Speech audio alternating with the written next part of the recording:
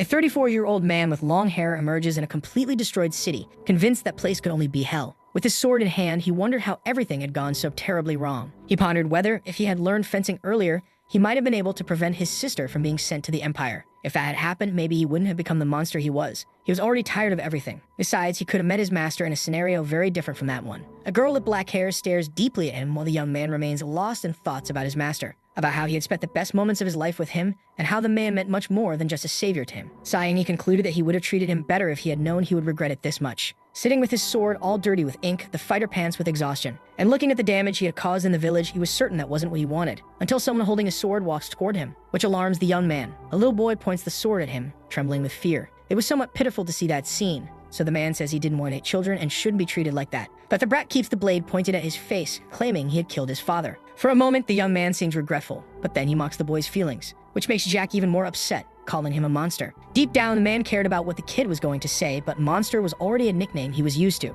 At that moment, he was more concerned about his body tingling and throbbing with pain. He felt a sharp pain and a sensation that his brain might melt at any moment, constantly sending signals to stop and just end everything. However, staring at the blonde boy, he knew he had to hold on a little longer, just a little longer. Then he asks, "A monster?" Following up by saying that he was the monster, since he had destroyed all the masters by himself and ended the great nation of the Tulkun Empire and the imperial family. The man asks if the boy knew how many people he had already annihilated, leaving the child speechless. Smiling proudly, he claims to have destroyed more than hundreds of thousands, so it was kind of obvious he was a monster. His words managed to get into the little blonde's head, who trembles even more while trying to keep the sword raised. Seeing the boy like that reminded him of when he was a young monster himself, and he asks his name. But when the boy replies, Jack Stewart, the warrior's expression changes completely. He comments that, coincidentally, his name was also Jack. Bursting into laughter, he says he had taken down a lot of people, but didn't remember any Stewart. The brat's voice comes out trembling as he explains that even if his father wasn't much, he was still a father he needed to have. Stopping to think, the man could even feel a little envy. Still, he wouldn't apologize for what he did, but he would give the boy a chance instead, leaving the blonde confused. Pointing to the boy's sharp sword, he tells him to use the object to stab him. He was sweating cold from the whole situation and seemed more lost than ever. But the man just insists that it was the perfect opportunity for him to avenge his father and be adored as the hero who defeated the monster. And he knew he could escape even with his leg and some organs injured, but that wasn't what he wanted. So he kept provoking the kid, until finally the boy raises the sword, still trembling, to strike him. However, all he does is fall to his knees in front of the monster. Seeing the tears streaming down his face, the man is surprised by the fact that the boy couldn't bring himself to kill him. He caresses the boy's hair, congratulating him because he knew he wouldn't live in peace if he went through with it. After all, a hero would carry many names on his back, and he advises him to live without regrets like he did, because unlike the man, the little blonde was still young. All he did was break down in tears as usual. Slowly, the long-haired man's determination weakened. Then he asked the child to tell the others that the demon was finished, and so was the war, which made the little one ask, "Old man, why? With all that power, why did you choose to live like this?" He held onto his sword, searching for strength to explain, but collapsed to the ground before he could finish. That was the end. He could feel the sensations in his fingers leaving, like a balloon losing air. His vision blurred, and even though he didn't want to, his eyes slowly closed. At the moment he forgot to breathe, all the sounds around him vanished. In that last moment of life, one thought consumed his mind. If he started everything from zero, would it be possible to change this pitiful ending? That's when he emerged into himself as if he were dreaming. As if for a moment he was just a child again. He remembered his father, who questioned whether he was really his biological son, and the death of his mother right after he was born. His older sister, who was known for her beauty throughout the continent, and even half-brother who constantly bullied him. He remembered everything. After abandoning the name Jack Valantier, he became a swordsman and traveled the whole continent, his memories flashing by. He got to the point where he was confused about whether he was dreaming or not. Had he really died? And now he was seeing the end of his life flashing before him. Sweet and cold, a little boy was on the verge of a nervous breakdown. Memories of the Second Continental War emerged in his mind. He was victorious, a ruthless ruler, and the greatest monster among all present monsters. His inner self, driven by revenge, destroyed the Tulkun Empire and dominated the Western continent, wiping out everyone who bore the Tulkun name. After declaring victory, he was happy to have achieved his goals.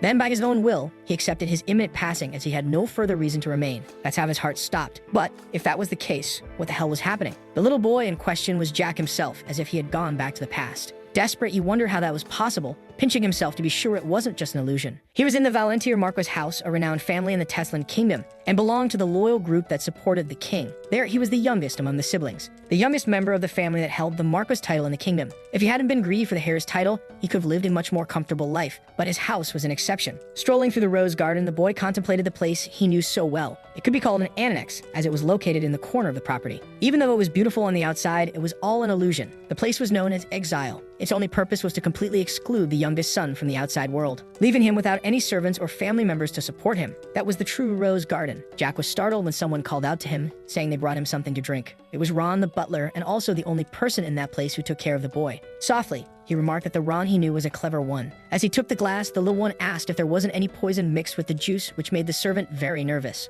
But he quickly explained it was just a joke and thanked him for the care. That made Ron laugh, asking him not to overdo it, then leaving the boy alone afterward. There were 11 people in that garden, not counting the protagonist. One of them was the butler, but the other 10 were just guards constantly watching him. Besides the caretaker, he didn't think anyone else needed to be kept under watch, which gave him plenty of free time. The boy was sure that everything was real, but had no idea he would return to the past, and it had only been an hour since he found out he had gone back. It's not like he had a plan in mind or anything like that. Now he was 14 years old, and even so, he didn't have any calluses on his hands and didn't seem to have a man of heart or anything like it. If compared to other children from noble families, he was very inadequate. But there was a good reason for that. He didn't have mana yet at that time. While thinking, a man prepared to hit him from behind on the head. Suddenly, the boy felt unwell, confused about what was happening. He had let his guard down. That's when he remembered it had been many years since he got smacked on the head. The man commented that he shouldn't distract a dog while it's eating, observing the broken juice cup on the floor. His voice makes Jack tremble. The dark-haired man complained that he hadn't even greeted his older brother upon arrival. It was Phelan Valantier, his brother 3 years older and the second son of the Marquis family, and also the reason the MC couldn't train mana. Thanks to the abuse and threats from that jerk, he was extremely limited. The boy stared at him with hatred. Even after decades, the image of his brother wouldn't leave his mind. Flashbacks of a day when Phelan spilled a hot drink on his head came rushing back. He called him useless and said he should be wiped out. He shouldn't learn anything, fencing, magic, nothing. Because if he did, Phelan would take it as betrayal to the elder brother. And then, yes, he could destroy him with a good excuse. And he warned that as long as he lived in that house, he would only eat and wear what was given to him. Laughing, the scumbag suggested that might change if Jack obeyed him to the letter. Maybe then he could consider calling him his younger brother once he became a Marquis. Jack was extremely weak when he was younger, and he acknowledged that. After all, everyone in the house saw him as inferior. That's why he was called the disgrace of the house. Of course, he only got that nickname inside. If it leaked out, it would be even more pathetic. A sad excuse for the third son of a Marquis family. The sound of laughter even from the plebeians in his family echoed between them. That's how everyone treated him, and the people who led to all of it were the second son of the family and Count Mantis. It was ridiculous how Phelan behaved, especially since their firstborn wasn't a man, but a woman. She was the only member of that family he could trust and also the only one who cared about the boy. Unfortunately, even being a year older than the middle brother, she couldn't become the family successor because she was a woman. She was just the beautiful firstborn of the family who couldn't inherit the title. She was practically born with her fate written by someone else. She would have a political marriage with a family their father liked and then live trapped in a mansion forever to continue the family lineage. Those were the circumstances at the moment Jack returned, and that guy in front of him was the one who most wanted to use the girl. The son of a bitch who didn't want to be seen with the family's useless one, or be close to his younger sister near the royal court. He deserved to be destroyed at that exact moment, but Jack snapped out of his thoughts when Phelan commented on his eyes. Ready to hit the child, he asked how he dared look at him with that gaze. But before he could finish the action, the boy grabbed his wrist, bravely stopping him, which left him very surprised and alerted the garden guards because that kind of thing never happened. Still, Jack remained unshaken, determined not to go through those humiliations a second time. While the man freaked out, shocked at being blocked by someone he considered lower than an insect, our boy was swift and knocked the bully to the ground with a single blow. On the ground, Phelan asked what his brother thought he was doing. Mocking him, Jack asked if he wanted help getting up or something like that. Unsheathing his sword, the man was already emanating mana as he cursed the little boy with cruel names. The guards even considered stepping in to help, but that would only further displease the second young master, something the boy had already expected, to be honest. The whole situation felt like a big joke to him. However, before Phelan could do anything, Ron stepped between the two brothers to stop him, shouting for him to restrain himself and reminding him that he shouldn't use mana in a situation like that. But the man didn't care, punching the servant in the face to get him out of the way. He didn't care about anything. Watching it all, Jack remembered that Ron was a man with many secrets. Pointing a finger in the boy's face, he roared, "You arrogant brat, I'll finish you and that servant together." But the MC wasn't shaken. On the contrary, he retorted that his brother talked too much, and asked if he wanted to fight with his mouth instead of his sword. When he finally drew the blade, Jack's eyes filled with hatred as he realized it wasn't just for show. Even without having trained yet and without Mana's help, he wasn't confident he would lose. So he charged at the man who looked tense at his attacks. His strength was at the third circle, and that was all he had. Even with that fancy sword, he was just a spoiled child. And considering his terrible technique, Jack doubted he could cut anyone.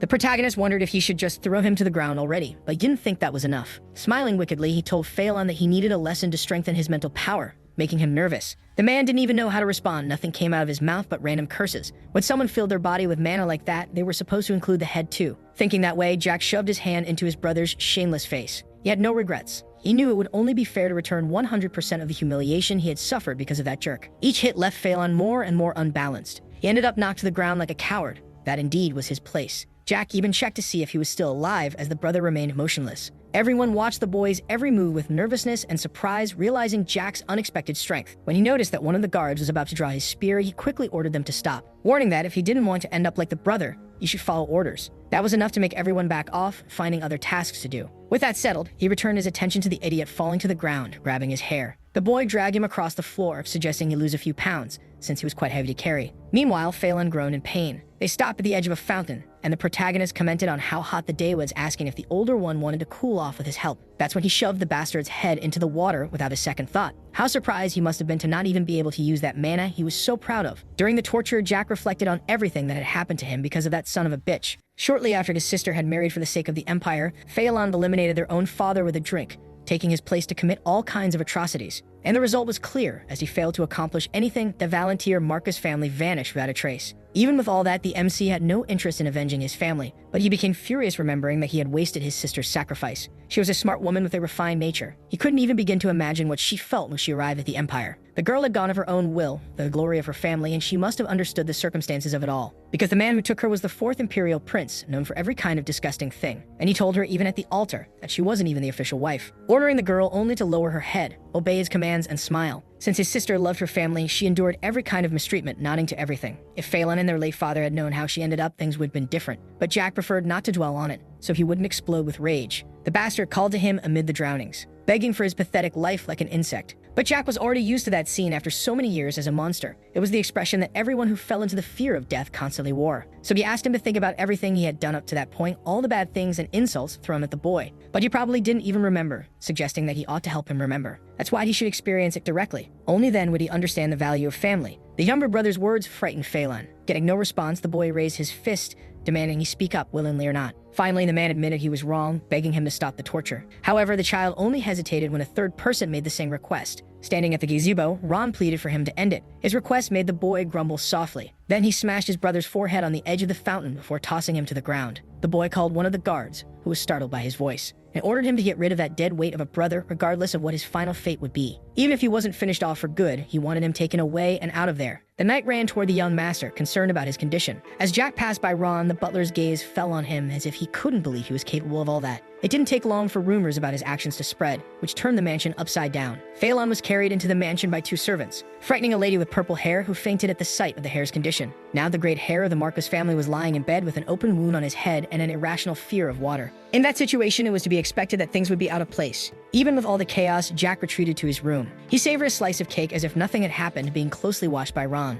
The servants whispered throughout the house, wondering how the boy managed to defeat his older brother, someone who had reached the 3rd circle at 17. While the MC didn't even know the basics of magic or martial arts, he could have been hiding his strength. But why choose to reveal it at that exact moment? Phelan was to be named next week after his coming-of-age ceremony, which suggested the boy might have coveted the position. The commotion was so great that even his sister was worried about the situation. When the information reached the Lord's ears, he promptly requested the presence of the 3rd son, who continued enjoying his cake, complimenting the delicious taste of the butler who had baked it with such care, until a maid called the servant, informing him of something that caught him off guard. Tense, he informed the boy that the Lord had requested his presence in the main building. Then the boy stood up, dismissing the butler's accompaniment, since he was no baby anymore. As an obedient servant, the blonde obeyed the order of his young master, asking only that he be careful. The palace was immense, and walking that far made him feel watched. It was strange, since it had been a long time since he had been ignored like that. Even if he didn't care how people saw him, he wished it would be over quickly. Upon arriving at the door, the guards immediately blocked his way. They were treating him as if he were invisible. Even though he thought it was absurd, the boy tried to get the guards' attention politely, but he had no success.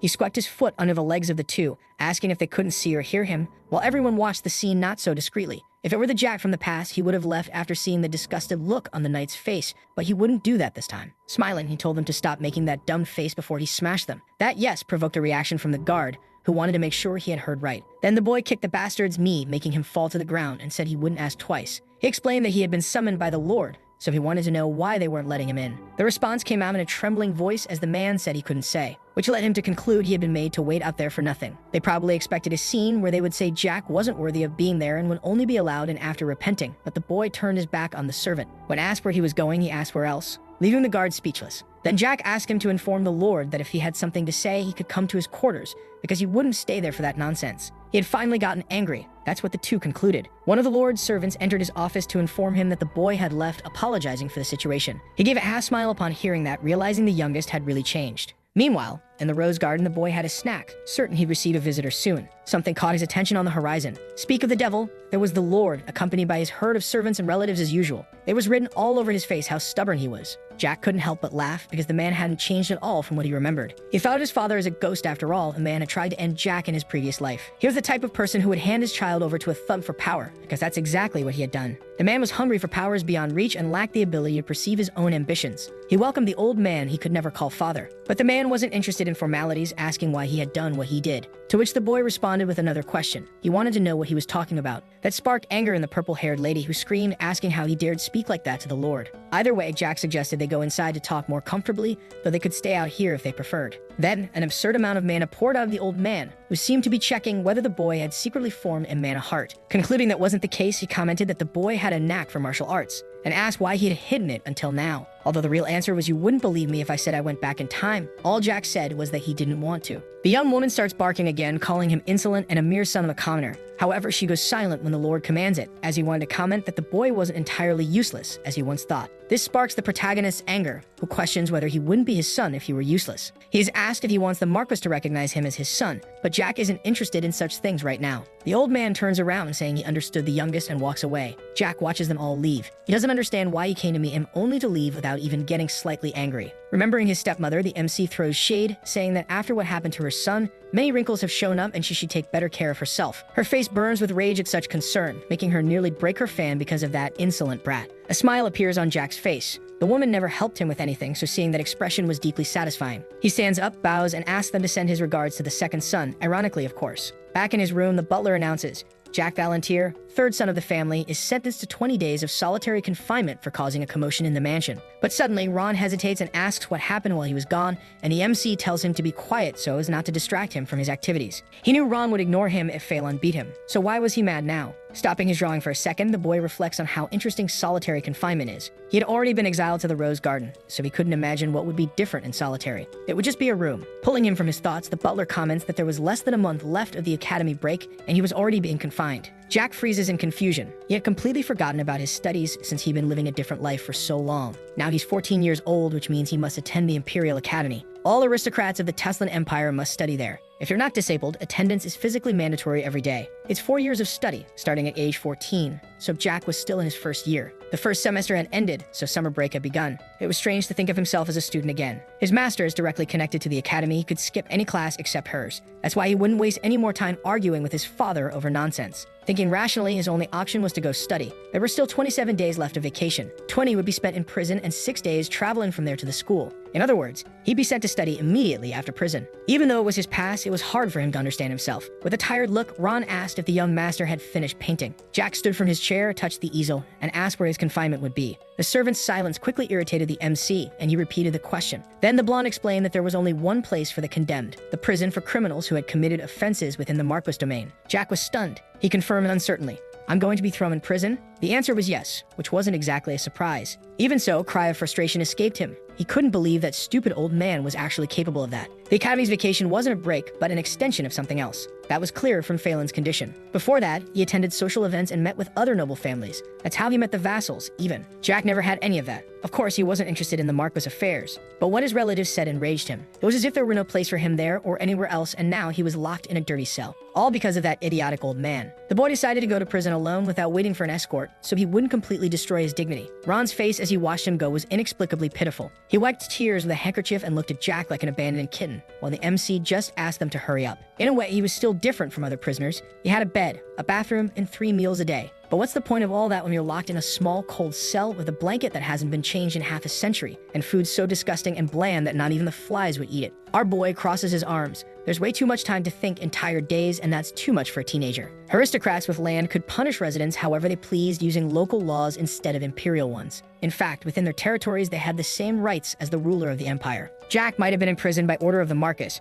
but he was still the son, and therefore an aristocrat. It wasn't like he had instigated a rebellion or anything, but the Lord decided to imprison his own son anyway. He wondered how his father would cover up this incident on behalf of the second son. He could claim Jack used poison or some other forbidden artifact, but that would be a bit excessive. Surely the Marquis had already created a good story to justify Flayn's condition. Something like, Jack Galantier, the disgrace of the house, learned forbidden magic out of greed. Then your second son, Flayn, who discovered this, tried to correct his younger brother. But the boy was too stubborn. Worsening the situation, Jack used forbidden magic on his brother to silence him. Even while suffering, the Hare had the nobility to forgive his stupid younger brother. That scenario was probably already playing in the minds of the Marquis and the Marquesa. Just thinking about it was disgusting. For the MC, it was fine to stay there a few days, but he couldn't waste his precious vacation in a place as mediocre as that prison. It's not like he had any love for his house. He could run away now, but he wouldn't do it yet for 3 reasons. His sister, Ron, and most importantly, his master. Oh, and of course, since he had returned to his original body, the MC was just a 14-year-old boy without muscles and too weak to survive on his own. He wasn't foolish. He knew the survival rule in that world. The strong devour the weak. The strongest survive, the weak become food or fertilizer. Jack didn't intend to cause a bloody massacre like in his past life, but he still needed to take revenge on many people.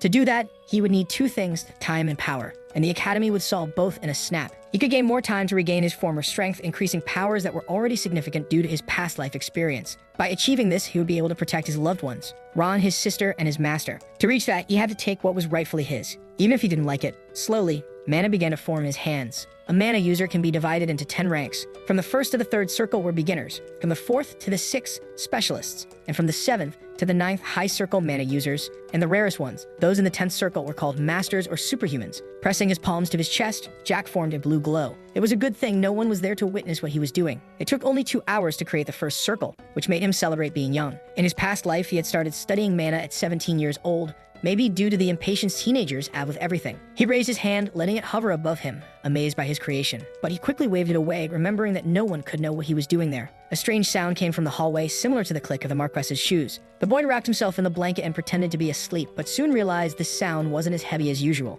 The voice he heard belonged to someone who, in his past life, he had only seen in very old memories, and it made him jump up quickly. On the other side of the bars, his tearful sister, Elizabeth Valantier, waited for the boy. She reached her hands through the bars and asked anxiously if the boy was very hurt. Tears streamed from his eyes upon seeing that his beloved sister was still beautiful and kind-hearted and had come to visit him under those circumstances. When she called him Jackie, it was like music to his ears, a nickname he hadn't heard in years. He pressed her hand to his face and smiled as he told her he wasn't hurt and everything was fine. Worried, Elizabeth asked why the boy had used forbidden magic, since she had offered to teach him magic whenever he wanted. Their hands intertwined as he apologized, but his sister changed the topic, asking why the MC had returned home early. Receiving silence from her younger brother bothered her, as he froze up. So she asked if everything was really okay and if the boy could hear what she was saying. But all he did was wipe away the tears and smile, explaining that he was happy. His action left Elizabeth confused. How could he be happy in a situation like that? In a cold, filthy cage, completely alone. And Jack revealed that he was very happy that this was real after dreaming so much of seeing his sister again. His words made the girl sure the boy had gone completely mad, but he grew serious and got her attention. Then he made the suggestion he had always wanted to: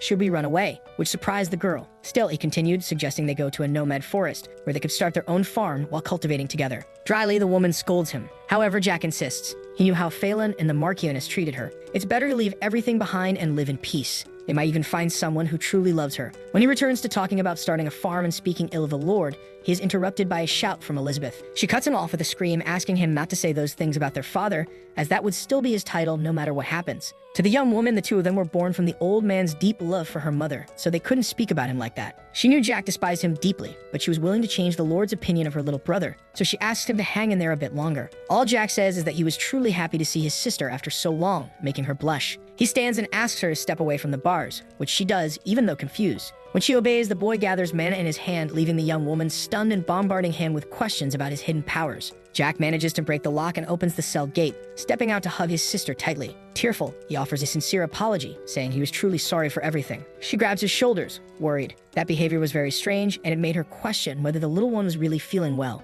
Our boy smiles, confirming that he was doing just fine. As they embrace, he states that everything would be different this time, and she wouldn't have to sacrifice herself because he would work so Elizabeth could do whatever she wanted. But the noble remembers that soon he would meet the 4th prince. In his past life, that prince took his sister. At the time, she didn't know what awaited her. It was that bastard who turned Jack into a true monster, and flashes of the tortures he was forced to carry out resurfaced in his mind. He remembered how he captured the monarch, chaining him to a torture table. The rage burned his face, and he was sure he would never forgive the Tulkun Empire for what they did to his sister. In his past life, Jack ran away from home at 17. 10 years later, many things had changed. The Taslan kingdom had vanished and his home had also been destroyed. Tulkun had become the greatest empire, ruling over the entire western continent, and House Valantyr survived only briefly. Memories of his sister, who was still alive, came to mind. At the time, she was the wife of the 4th Imperial Prince of Tulkun, and she begged for mercy from her family. But she was not a legitimate wife, and the idiot shoved her after hearing her plea, telling her not to bother him with that sort of thing. Even so, Elizabeth never lost her kind heart. She remained on her knees around the palace, begging him for 3 days and 3 nights, until he generously decided to grant her request. At least that was the first version of the story, which spread across the continent from north to south. But the truth behind this generosity was horrifying. Elizabeth constantly expressed her gratitude, for she didn't really know how to thank him properly. However, the prince pinned her against the wall, suggesting she was misunderstanding the situation, and told her not to mess with him, as he could destroy her house whenever he wanted, and the only reason he hadn't was because the time wasn't right yet. In return, she got to act exactly how he wanted. The prince controlled her like a puppet. He turned her into a toy for his twisted desires, like a servant. For some torturous reason, the legitimate wives of the idiot gnawed with envy at the situation, until he got tired of her, throwing her into an annex room of the house, left alone and scared by the legitimate women. At that same time, the house of Marquess Valantyr was destroyed, so when Jack finally returned, he only found ashes where his home once stood. After hearing the full story, he became a true monster. He vowed to destroy the Tulkun Empire and everyone even slightly connected to it. First, he annihilated the Empress, then the Princess, the wives of the princes, until he destroyed all the families that supported them. He didn't stop until no one was left. He wouldn't risk leaving even the smallest trace of them alive in that world. Now back in the present, Jack looks at Elizabeth in the cell, certain that he wouldn't let that happen again. But the girl had no idea about any of this, only worried about her little brother, asking him to take care while she spoke with her father, to which he responds with a nod, assuring her he would take care. This time he would do whatever was necessary. She leaves, but her thoughts are troubled. Her little brother had changed a lot. Usually he didn't do anything wrong and avoided others. Now there was a confidence in him she had never seen before, a new opportunity. And the magic he used was impressive. Even as a 6th circle user, she couldn't sense any traces of dark magic. However, her father possessed the 7th circle, which indicated that something was very wrong for him not to notice his son's power. Elizabeth enters her father's chambers, finding him drinking tea, and asks him to release Jack, as he had not learned forbidden magic. She thought that kind of magic was just a legend, so there was no way a little boy who knew nothing could access it. His imprisonment must have been a facade to avoid revealing it to the public. She argues that Jack had no interest in the heir title, and her words provoke the Lord. And the girl continues, stating that it wasn't just a punishment for her brother, but a warning to herself. Her words catch him off guard. He didn't expect his daughter to be so clever. The life of a mere tool to ease the lives of the Marquises trapped the girl in a fate she knew well. Indeed, it was a warning for her. A warning of what would happen to Jack if she did something foolish or rejected her own destiny. The Lord states that Jack has no place in that family, so when he comes of age, he will announce his death and send him away under a different identity. Elizabeth freezes. She had seemed encouraged by her father's kindness. However, he makes a point. Don't forget your own duty until then. The same goes for the future. She understands, staring at the old man's cruel watchdog. The Lord comments that he couldn't understand how the boy with no circle managed to defeat the 2nd son, who was of the 3rd circle, leaving the girl nervous. What did he mean, no circle? In that case, what had she seen earlier in the prison? But the matter is closed by the man, who states that he will release the boy as she asked. With that settled, she asks for permission to leave and thanks him for the favor. Upon closing the door, she breaks down. She remembered Jack's invitation to run away together, knowing it was impossible. Her legs no longer support her, so the girl collapses to the floor, sobbing uncontrollably. The morning sun illuminates Jack's face. The night was full of dreams about events from his past life. Maybe it was because of the new room he slept in. However, he can't reflect much as he sees a guard opening his cell to announce that he was being released. Jack stands up, sarcastically commenting that he was starting to like the new room. The guard holds his clothes, prompting the boy to thank him for the kindness. However, when refusing to return his shoes, the servant claims there were no shoes available for him. The attitude makes the MC lose his patience, yelling at the guard,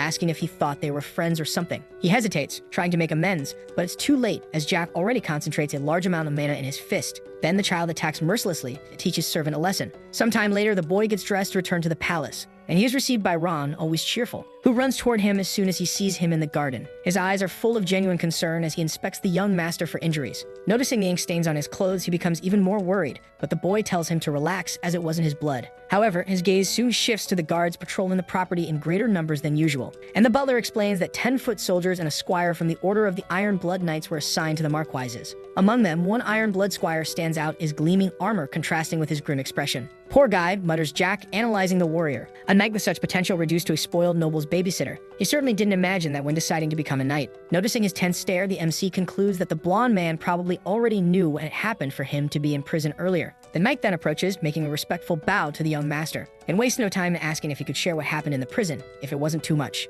This makes Jack's jaw drop. The guy was much more polite than he expected. The blonde man adds, explaining that he had just read a report stating the boy had ripped off a guard's fingers and right eye. Ron, outraged, intervenes immediately, insisting that there was no way the 3rd young master could do something like that. However, the knight insists, stating that even so, he had the right to know why he attacked his colleague. Jack interrupts with a dry laugh, cursing him, which offends the squire. Right, he repeats, as if the word were an insult to his person. His eyes scan the night, evaluating every detail to estimate what circle he was in, probably the fourth. So he confesses that he expected a dog of the mantis to know its place. The blonde man retorts, complaining that his words were too harsh, but the boy doesn't understand what's so harsh about calling someone a dog, and Ron scolds him. Already irritated, Jack explains that the only function he had there was to stay nearby and keep watch over him. He could do all sorts of things, even cleaning by himself, using all the time he needed, but he shouldn't talk to the MC about rights. And since he knew if he wanted to become a knight, he suggests that he stay in his place and pray not to cause any trouble. The knight lowers his head in submission, asking the boy for forgiveness. The bow brings a smile to the boy's face, who celebrates his new, well-trained dog. Satisfied, he turns his back, ending the conversation and telling the squire to report what he concludes after resolving all that mess.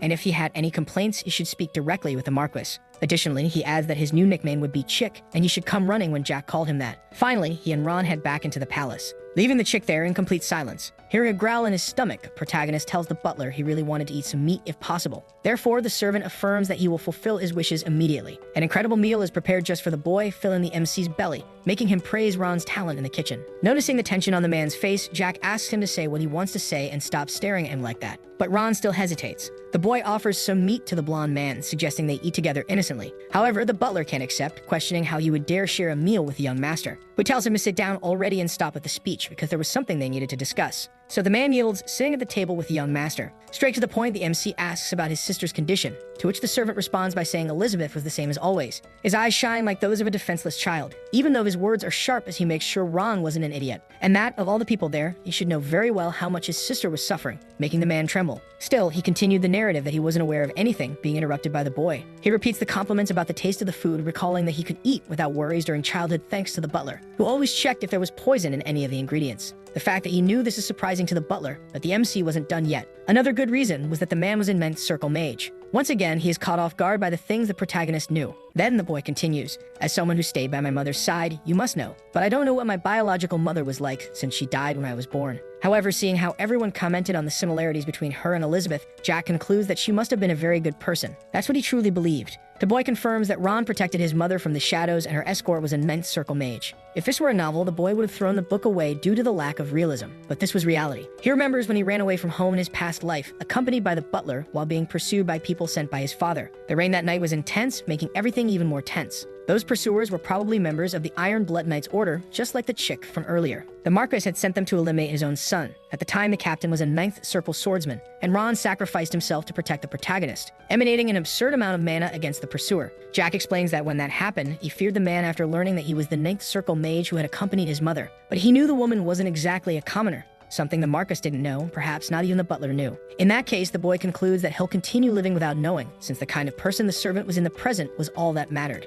After that whole spiel, the man asks what the young master wanted from him, and he explains that he only trusted him and his sister, so he wanted him to protect her. His request is strange since Elizabeth had reached the Sixth Circle at only 18 years old, which meant she was very capable of protecting herself. However, Jack counters, saying that she was very kind and the type of person who didn't mind making many sacrifices. But a life of sacrifice wasn't ideal for the girl, it was ideal for the Marquis. He informs that he will go to the academy early the next day and won't return unless something very serious happens. He would stay at the institution for 4 years and needed someone to stay with his sister during that time. After that, Ron could do whatever he wanted with his life. Downcast, the man asks what he meant by his life. Jack explains that he wasn't referring to the life he led hiding behind him, but to discovering what he truly wanted to do. However, the servant becomes curious about why he would spend exactly 4 years at the academy, and the boy says that only after that would he be able to protect Elizabeth by himself. When asked from whom he would need to protect the girl, the MC is interrupted by a third person entering the room. Even in such an important moment, he couldn't simply send the person away. It was the Chick announcing that he would deliver his report. The guard had already received first aid and was being sent for treatment. Hearing that, he pretends to care, which only encourages the blonde man to whine more, saying the guy had accidentally cut his fingers while training and then dropped the dagger, which pierced his eye. At the end, the MC congratulates him on the good work, asking if the Marquis of Little Dog wanted a bone, which the man refuses. He calls him Chick, being corrected by James Canta, who finally says his name, but the boy didn't care at all, and says he wanted to learn fencing, so he needed a real sword and a wooden one. However, the squire refuses with all the pride of a knight, stating he wasn't a messenger boy. Jack calls him Chick again before asking if he didn't like him. Smiling, he explains that this was the perfect chance to beat him up. His words make Ron jump from his seat, while James asks if he was serious, receiving a yes as an answer. The rascal even shows his teenage hands, arguing that they had never held a sword before, so the man could hit him as much as he wanted in a duel. To make sure he heard right, the squire asks if the boy wanted him to be his fencing teacher. But Jack bursts out laughing, commenting that this was the third funniest thing he'd ever heard, and tells him to fetch the swords already. When James leaves, the butler asks if the boy would be okay fighting an opponent of the fourth circle, but that doesn't seem to bother the MC. He was worried he might get hurt, but his confidence was so great that he proposed a bet. Ron considers the possibility carefully, and suggests betting on how many hits Jack would take instead of betting on who would win or lose, which seems like a good idea to the young man, who asks what they would wager. Even though he showed confidence, Ron insists on reminding him that the squire was in a completely different league, making sure he would really go through with it. He didn't trust his skills one bit. In that case, the MC suggests the butler would win the bet if he took even one hit from the chick. His offer surprises him. What do you mean, just one hit? Moreover, the boy wanted the loser to fulfill a wish of the winner. This makes the blonde man a little sad for a moment, stating that if the boy wanted something from him, all he needed to do was give the order. After all, he was the mansion's servant, but hearing that only made Jack more eager to have fun at the poor guy's expense. The boy speaks up, pointing at the man and reaffirming that he only trusted him and his sister, but all Ron says is that it's rude to point with a fork. However, his gaze betrayed how much he was enjoying the situation, complaining while he was jumping for joy inside, and the MC comments on that. Putting on his most innocent face, the boy explains that he didn't give orders to people he trusted. He only asked favors, and that's what he wanted from the butler. The servant's eyes shine, saying that if he asked like that, it would be hard to refuse anything he wanted. Their conversation is interrupted by James, who returns to the room on his knees to apologize for his earlier rudeness, and asks the protagonist to reconsider what he said.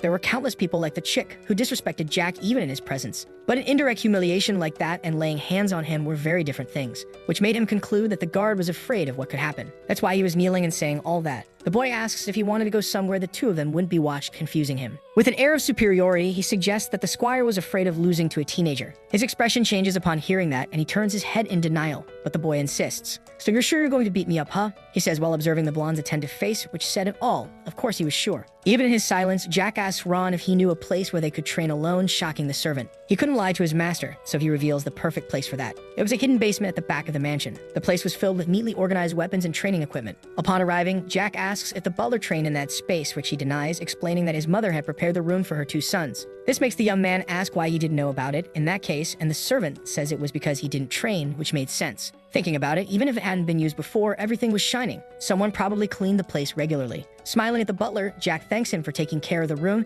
and the man also seems pleased with his own work. Finally, his attention turns to the chick, who trembles at being called, and extends his hand to ask for the wooden sword. Even though the blonde was hesitant, the boy pressured him without stopping. Then he hands over the weapon carefully, and his voice still comes out trembling. His gaze turns to the squire, who comments that the protagonist seemed a bit experienced in holding a sword. The comment makes him smile wickedly. If he stacked all the living beings he destroyed in his past life, he could reach the heavens. He thanks him for the compliment and tells the knight to take the fight seriously, even if the swords are wooden. The two begin the fight, and Jack can't hit his opponent, who easily blocks and dodges the blows, feeling confident. However, with precise movements, the MC places the tip of his wooden sword against the knight's throat. The man freezes, not understanding how he was defeated so easily. Ron shouts to get the young master's attention, who is too focused, warning the chick that if that had been a real weapon, he'd be dead. He wanted him to take the fight seriously, which clearly hadn't happened. The blonde says nothing, shocked by the boy's skill in fencing, questioning whether that was really his first time holding a sword. Even Ron was scared by what he had just seen. Just seconds ago, the young master lunged, and the knight had easily struck him to the side. Even though it was a light hit, for someone 14 years old, it shouldn't have been weak. According to his expectations, the boy should have ended up on the ground, defeated and disarmed.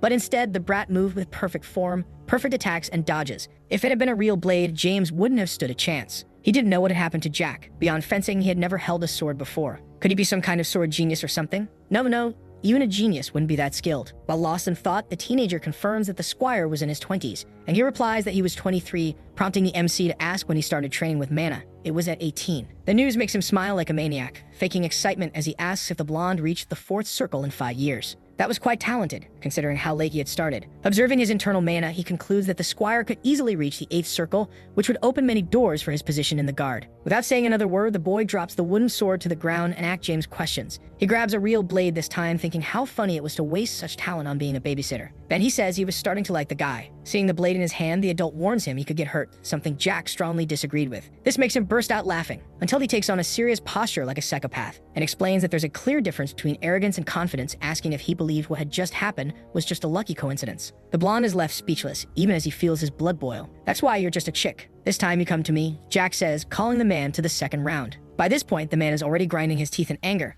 doesn't hesitate to charge. His reaction only made it clearer how weak he was to fall for such a provocation. Once again, James loses his sword and his chin meets the tip of the young master's blade, who smiles sweetly, saying that apparently it was his second loss of the day. He couldn't understand how the brat did that, angrily demanding an explanation. But he just plays dumb, explaining that he had merely changed the direction of the sword at the moment their blades crossed. Still, the man insists on knowing exactly how he did that. Showing off, Jack claims it was an advanced technique and asks if he wanted to see it again. Despite feeling less and less confident, the knight grabs a real sword so they can battle again. Meanwhile, the protagonist confirms with Ron that he had won the bet, and he nods, asking the master to tell him what he must do. Our boy explains that his request was the same as earlier, protect Elizabeth, and he wanted to be sure the servant could actually do it. The man freezes but confirms that he would risk his own life to make it happen. Back to the chick, the man says this time would be different, making Jack prepare with the sword while channeling mana, since the opponent had mana too. Still, the blonde insists he go all out. On the first strike, James is blocked instantly. The young man's mana penetrates his skin, causing intense pain that brings him to the ground. With the man on the floor, Jack makes a point of stepping on his chest to observe his frightened face.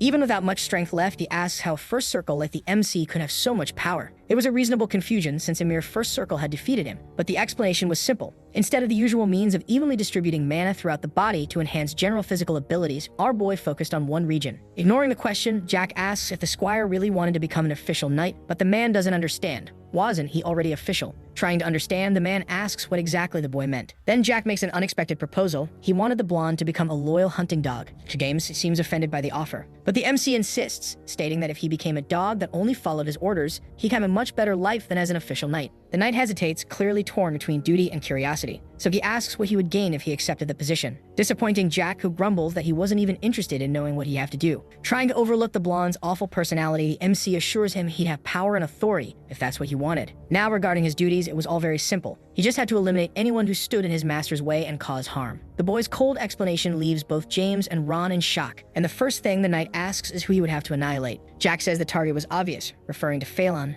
who was still bedridden. However, he'd give him a day to think about the proposal. After the training, the young man was in his room with Ron, and the servant couldn't help but ask if he wasn't being a bit reckless in trusting James. But he disagreed, prompting the man to warn that what was said earlier could reach the Marchioness's ears. The boy laughs, only to be quickly scolded, since the Marchioness seemed to be just waiting for a chance. If she found out that Jack was leaving the next day for the academy, she wouldn't let it happen and might try to get rid of him. Even with all that, the MC is unconcerned. He knew that she might even want to hurt him, but she wouldn't. Since the incident with Phelan, his older brother had been afraid of water. The woman was waiting for her chance, but she was too busy. He had to keep his eyes open for her and the Lord conditioning Elizabeth into submission. In such a delicate situation, it was impossible for her to finish him off. Ron seems conflicted, as he keeps insisting on knowing whether the boy was really sure about that. Jack replies by asking if he really thought the Marquis would let the woman do such a thing. He couldn't go anywhere other than the academy, so how could she possibly destroy him? She'd probably stop after causing a fracture or two. Besides, a mere Marchioness wouldn't be capable of such a feat. So many superior creatures had tried before, and even they failed. It was almost funny how out of touch it was. With the matter closed, Jack thanks the servant for the massage, and Ron, tired of arguing, simply says, "You're welcome." The little one gets his attention and says his day would only come when he wanted it to, worrying the servant, who asks if he was planning to swipe up to leave. He laughs, saying that in a way, yes. But Ron doesn't find it funny at all. Jack tells him to follow him secretly if he's really curious about what will happen the next day, which catches the servant by surprise. He thought he would accompany the young master, but there was no chance of that happening. So much so that he makes the butler promise not to be seen. Before leaving the room, Jack informs him that he will be forming the second circle in his room, so no one can interrupt him. Ron is confused, second circle, and asks if that wasn't supposed to be something hard to do. But for our boy, it was quite simple. Even unconvinced, the servant just says he'll do as requested. Wandering the castle, James couldn't get the fight with the brat out of his head. With those skills, he had to be a third circle. He might even be a genius, but his proposal to turn him into a guard dog was absurd. It's not like he had the mantis backing like his brother, and he didn't have any vassals supporting him. No, the third young master has nothing. Remembering the boy's words about having a much better life didn't help at all. James admits he had been too easily swayed by the words of a child who knew nothing. He should tell the Marchioness everything, from Jack's martial talent to what they discussed in the basement. Among the mansion's maids, the blonde smiles, thinking this would be the perfect opportunity to stand out to the Marquises. No matter how much of a genius the brat was, he wouldn't beat the Marquis house unless he were a monster. Meanwhile, in Elizabeth's room, the girl hears that her mother, just some commoner, gave her a one-time opportunity. The Marchioness claims there's nothing remarkable about being talented, because as long as she's No's daughter, nothing about her is interesting besides her face. She remains silent, clearly hurt by the woman's harsh words. Offering a glass of wine, the woman comments that the girl was such a sweetheart, asking her not to be shy about accepting the drink. Elizabeth immediately refuses, explaining that she can't drink in front of the Marchioness. Shrugging, the witch downs her glass in one gulp and keeps talking, saying the son of Duke Malone and of INVICIBLE seemed interested in her. But she quickly interrupts herself and corrects. The middle son definitely wouldn't be good for her. The Marchioness states that she'll find a much better match And in the meantime, the girl should take very good care of herself and behave. Suddenly, she asks if Elizabeth is interested in someone, something the girl quickly denies. That makes the lady smile with satisfaction, explaining that if there were someone, he would have to disappear without a trace. Then she starts rambling about her younger brother because it seemed like he was thinking of something quite interesting. The mention of Jack unsettles the girl, who doesn't understand what her stepmother is talking about. She knows about Jack's conversation with the knight and says that her brother tried to recruit the knight to his side. But she didn't expect James had been supported by her second son for a long time. Elizabeth shrinks in her chair upon hearing those words, while the woman laughs like a lunatic. To think he tried to eliminate me with someone like that. His stupid idea is so hilarious. Suddenly, the Marchioness lets out an evil laugh. The young girl's expression wilts and she blames the parents for Jack having these thoughts. But she knew she had to hold herself back or their hatred for the boy would only worsen. After laughing until her belly hurt, the woman calms down and turns to Elizabeth and ends the subject by reaffirming that she'll continue searching for good marriage partners for her. However, there was something she still needed to say, even if it was just out of concern. Wrapping her arms around the girl's neck, she threatens her. If you start getting involved with someone in secret, you know very well how that will end. The girl trembles with fear. All she can do in response is whisper that she understands. Her submission delights the hag, who praises her before leaving, reminding her she should get ready for dinner. Downcast, Elizabeth simply agrees with her second mother. As night falls, the maids begin preparations for dinner. In a few moments, the members of the Valentier family gather at the table to enjoy the meal. However, the dining room door opens abruptly, startling everyone. It's Jack entering the room uninvited and bold enough to ask why everyone looked like they were at a funeral. All eyes turn to him. His sister is in shock and everyone else is filled with pure disdain, especially his father. With fake innocence, the boy argues that, as the precious third young master of the family, there should be a free chair for him to sit in.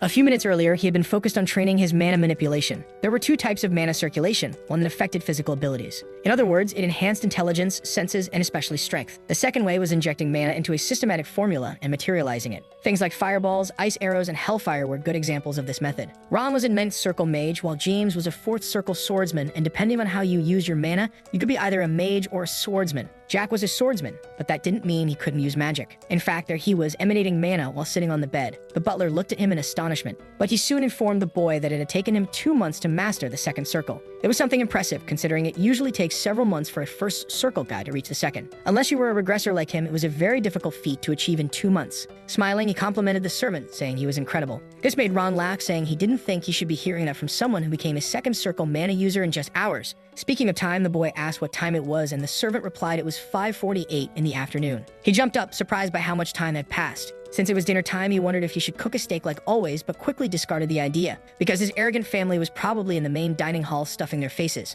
So he decided he would dine like a noble, which Ron thought was madness. But the boy lied, using the excuse that he was going to tell them he would be leaving the next day. Back in the room, Jack was already devouring a chicken leg, drooling over the delicious food of the main house. The scoundrel even commented that it was tasty, but not as good as Ron's cooking. That left the relatives furious. After stuffing himself, he thanked them for the meal. But his father called his attention to ask if he had come there to say something, and he confirmed, as he had no other reason to go to that shitty place. The insolent way he spoke made the Lord think his son had gone mad. Even so, the protagonist kept provoking, asking why his father was making that weird face. The tension between the two was obvious, and Elizabeth asked Jack to talk with her outside the room, saying she'd provide whatever her brother wanted, but the Marquis interrupted her. With everyone silent, he asked the kid to just say what he had to say. So he announced he would leave for the academy the next day because he couldn't stand that gloomy atmosphere. Even sulking, the Marquis approved the boy's decision, but Jack wasn't asking for any permission to leave. To avoid an argument, Jack admitted he was happy with his father's approval. With that out of the way, the MC felt comfortable enough to ask about his brother, who trembled when addressed. Holding his wine, he commented that he had heard Phelan couldn't even drink due to the water phobia he had developed, must be dying of thirst.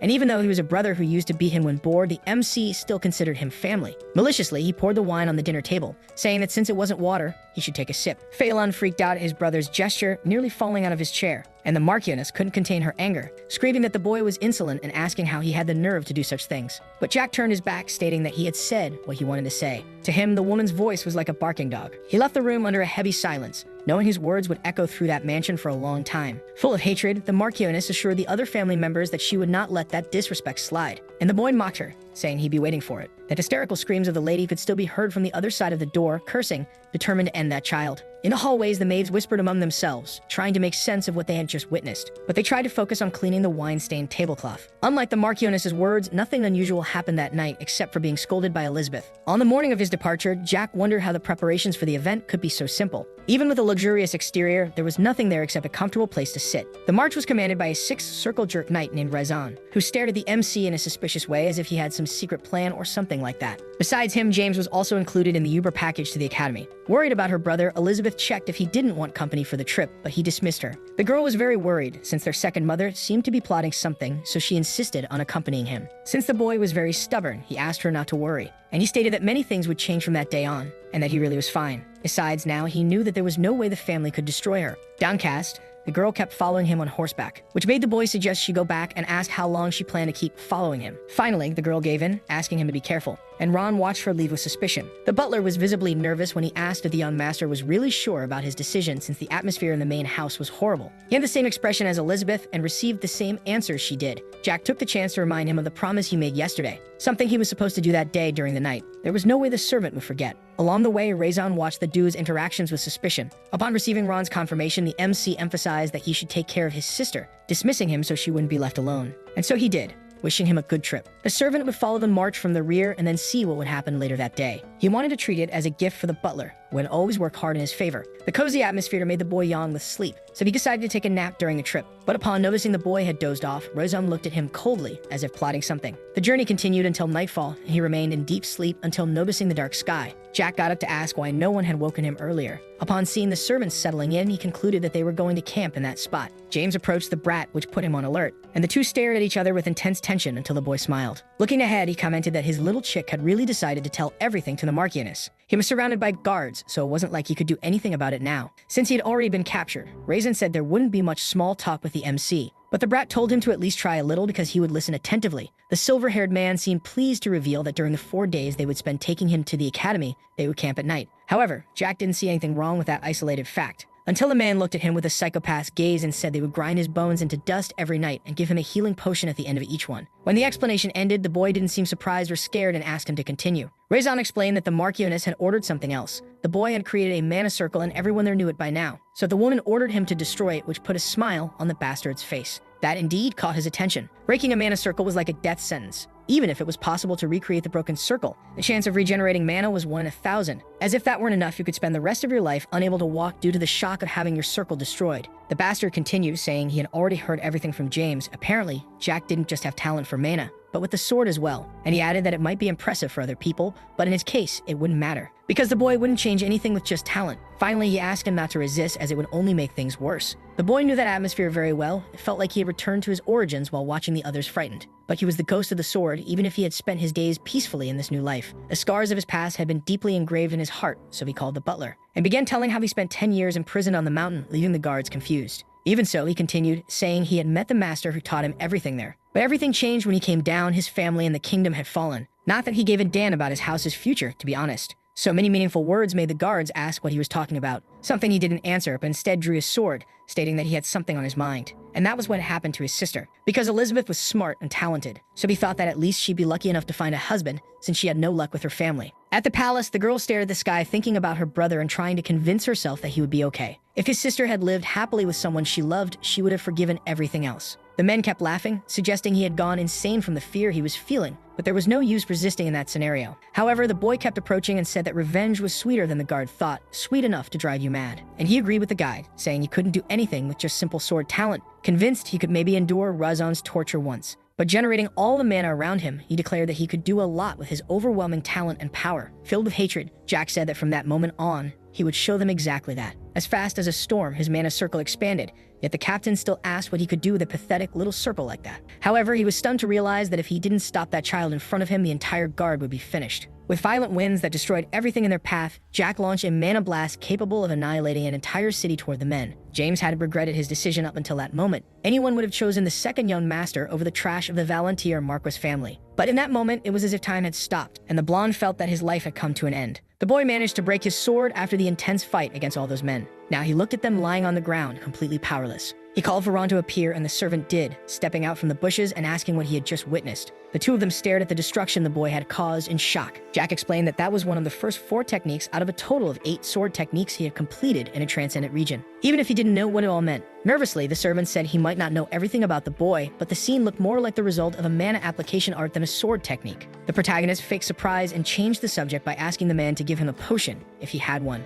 However, Ron was startled to see the boy spitting strawberry juice. The boy was spitting rivers of it, yet still insisted it was nothing and just asked for the potion again. The butler pulled a flask from his coat, handing it quickly to the boy, who drank it all in one go. all while receiving a scolding from the servant who warned that if he hadn't had a potion, the protagonist would have gone to food and drinks, meaning died. Even in a situation like that, Jack smiled, saying he had warned that wouldn't happen, because the man was always so well prepared for emergencies like that. Besides, he knew Ron would have used the potion on him instead of keeping it for himself. The reason he was so sure of all this was because a similar situation had happened in the past too. He remembered when he was lying in Ron's arms and the butler was the only one there for him. Now conscious, Jack started rambling about how both of them had been too busy running the past to say anything important to the servant. He looked at him with shining eyes and sincerely said, "Thank you very much." He regretted how hard it had been to say something like that, stating that his past self must have been really stupid. Hearing the boy's confessions, Ron concluded that knowing things about the future was the true secret of the third young master after all. And Jack explained that he had done time regression, something his companion was very familiar with. Then he got himself ready to get up from the ground. The boy was surprised by his condition, which was much better than before, indicating that the potion he received was high grade. He stood up completely, went to retrieve his sword and collect his coat. That was enough. But he took the chance to take one last look, confirming that the little chick was indeed destroyed. Stepping on his head, the MC confessed that he would really like to turn the blonde into a little messenger boy. Ron commented that you could say he had made a wise decision, but Jack disagreed, saying he hadn't had much hope in the guy from the start anyway. And he brought back the subject of time regression, asking if the butler wasn't curious about anything. He even tried to think of something that might make him curious, but nothing came to mind. The protagonist gave examples about what happened to his sister or to the Marquis family, but Ron had already imagined their fate, even if it was surprising. And just by seeing the teenager's reaction, he knew the process hadn't been pretty. Jack confessed that he could tell him but would only do so if he showed a lot of curiosity. He teased him by asking what he thought, if he was curious, but the servant explained that wasn't exactly the case. That left the boy a bit annoyed, shouting for the man to stop being so dull. When asked about his own fate, Ron admitted he had his doubts, but supposed he would have survived either way. Awkwardly, the servant said he didn't think he was someone who would die prematurely, but was surprised by the protagonist, who made it very clear that that had been exactly how he met his end. That indeed was a surprise and left the man curious, but Jack asked him not to be disheartened by something like that. Ending the conversation, he entered the carriage, announcing that he was going to get a little rest. Lying down on the bench, the boy tried to relax while Ron approached one of the guards. Realizing he was still alive, he placed a hand on his head to knock him out for good. He analyzed whether it was really appropriate to call a weapon used in an attack that wiped out 25 high-level knights a sword. All the men had their hearts pierced, but it didn't seem like they had been stabbed with a blade, so he couldn't understand the source of the damage. The servant looked back at all the bodies on the ground and wondered what kind of life the boy had lived in the past, worried whether everything would really be fine in the end. After some time, Jack woke up startled and drenched in sweat, hearing Ron calling out to him. Ron asked if he was really okay, even though he had taken the potion. Realizing who it was, he opened up, explaining that he wasn't okay. He still felt a lot of pain, and the butler understood. He handed a bag to the boy, informing him that he had searched the knight's belongings and collected 5 high-grade potions, 63 gold coins, and 40 common coins. This surprised the teenager, who commented that even the mantis dogs carried absurd amounts of money. Noticing that he closed the bag, the servant asked if he wasn't going to drink the potions, but Jack explained it would be useless to drink one at that moment. And handing 3 more flasks to the servant, he said that was payment for the potion he had given him. Gladly accepting, it was as if his 1 high-grade potion had been transformed into 3 with a gesture. He asked what the boy would do with the bodies there, but Jack didn't plan to do anything. He would just leave them to be eaten or found by someone, which led the blonde to warn that people would become suspicious of Jack if he were the only one not among them. That surprised him, and he asked who would be suspicious, but it was obvious he was referring to the Marquis. Only the protagonist already knew that even if his father suspected him, he couldn't harm him. Meanwhile, Ron argued that if he were in the Lord's place, he would want to summon him immediately to clarify things. Smiling, the boy asked if he wanted to bet on it, but the man declined as he already knew he'd lose again. After all, his master was too clever. Looking at the boy, the blonde knelt down, saying that despite all that, he believed there was something Jack truly believed in deep in his heart. Jack confirmed that no one else knew the man was there, which was true. To be completely sure of it, the mage explained that he had left behind an illusion at the palace, so it was probably still tidying up the annex at that moment. The illusion was a 9th circle spell that could be considered a clone, and those powerful enough to see through that kind of magic were currently unconscious. Changing the focus, the MC explained that the Marcos might wonder what happened there today. So he asked that if the situation got ugly, Ron should tell him that it was Jack who did it. In the worst case scenario, if the Marcos seemed ready to tear him apart, he should say the following: "If you or my sister die, that will be the beginning of the destruction of the Marquis house." The two stayed silent for a brief moment. Ron admitted he was getting nervous for no reason, and the boy burst into laughter, saying it was just a hypothetical situation. He didn't need to make such a serious face. For now, he could only hope the Marquis would act like a father to Elizabeth, as if giving her one last chance. Then the man asked if they really should go to the academy, and the boy confirmed, only to be bombarded with questions about his father's position on the matter. However, he didn't seem worried because even at the academy there were rules. Once the semester began there, unless the head of the house or someone directly related to him died, returning to the mansion was impossible. In that case, it was time for the servant to take his leave. From the look on the butler's face, it was clear he wished he could accompany the brat on his adventure. which on one hand would be fun, but it still wasn't the right time. Thinking about that, the boy asked him to be careful of the monsters on his way back. Then the blonde asked if he would really only see him again in 4 years, something Jack also wondered about but didn't know for sure. However, regardless of that, he reaffirmed that the man should take care of his sister as he had promised. Now that he was without Ron, he needed to devise a new strategy. Considering they had to camp on the mountain 3 times from the Marquis's house to the academy, it would take 4 days by road, but also 4 more days hiking a trail. However, observing the path, he realized that the trail in question wasn't much different from a road. So he grabbed his suitcase, certain it was a sign that there was a village nearby. The protagonist mounted one of the horses, or at least tried to. Having a small body was a terrible thing, and it took him a long time to finally get on the animal. They continued the journey in silence on a night so peaceful that you wouldn't believe a violent battle had taken place just minutes earlier. Jack didn't plan to go directly to the academy. No, now his priority was his master, Valentine Milos. She was the one who allowed him to keep living, granting him enough power to get his revenge and turning him into a decent person. Despite having been forgotten, she was the one who reached the peak of forbidden magic, a summary of fear for those who remembered her. As he rode, he wondered how long it had been since his heart beat so hard for something. Arbelo, territory of Baron Arbelo, a vassal house symbol. Arriving in the city, the protagonist spotted an inn, wondering if he should spend the night there. In front of the establishment, 3 children were chatting cheerfully. Judging by their faces, it must have been a great place to live. Upon entering the inn, the boy found various types of people sharing a meal, along with a very cute dog. Petting the little animal, he sat at a table, hoping that no one there would pick a fight with him. As soon as he sat down, someone greeted him, commenting that it was the first time they had seen such a young customer alone there. There was a girl full of love to give, who asked if he wanted something to eat or a room to stay in. She didn't seem like an employee based on her clothes. In fact, she looked more like a mercenary than anything else. But the boy handed her 3 coins, asking for a light meal, a drink, and a room, and requested that she take the sword he had left near his horse up to the room. However, the woman took only 1 coin,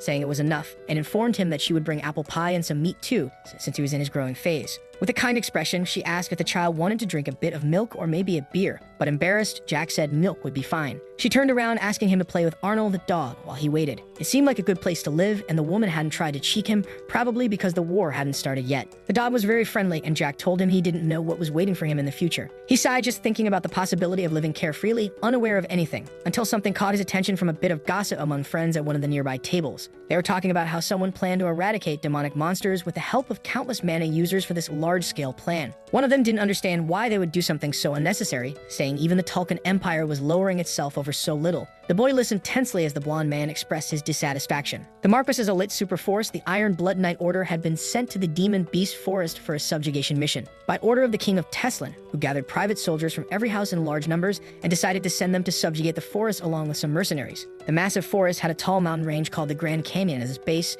and was one of the neutral zones, even though it seemed like an ordinary place. That place was home to ogres, orcs, goblins, elves, and the Imiji, a serpent known for becoming a dragon. They used troll blood, ogre tendons, and entire monsters as materials to craft armor and weapons. Harpies' feathers became accessories and elves became pets for high-class ladies. The reason for trying to conquer a neutral zone like that forest was probably pure human greed. Besides that, the boy knew that the subjugation would fail completely. The Iron Blood Knight Order lost 1/3 of its knights in that battle, and it was practically the same for the private soldiers of the other nobles. A terrible defeat that cost the king of the nation the support of the public and the nobles. That probably started the division within the kingdom, and later, the civil war broke out. The guy at the table shouted that the real problem was the king drawing attention. But his friends stopped him from continuing the speech, since they were in public, and that was very dangerous. Yet it'd be crazy to say something like that there. At other tables, men stared at him in disbelief, trying to convince themselves he was just another drunk. Jack realized the guy truly wasn't afraid. After all, it was impossible to count how many people had lost their heads for insulting royalty. He snapped out of his trance when his name was mentioned at the table. They were referring to him as the 3rd young master of the Marquis's house.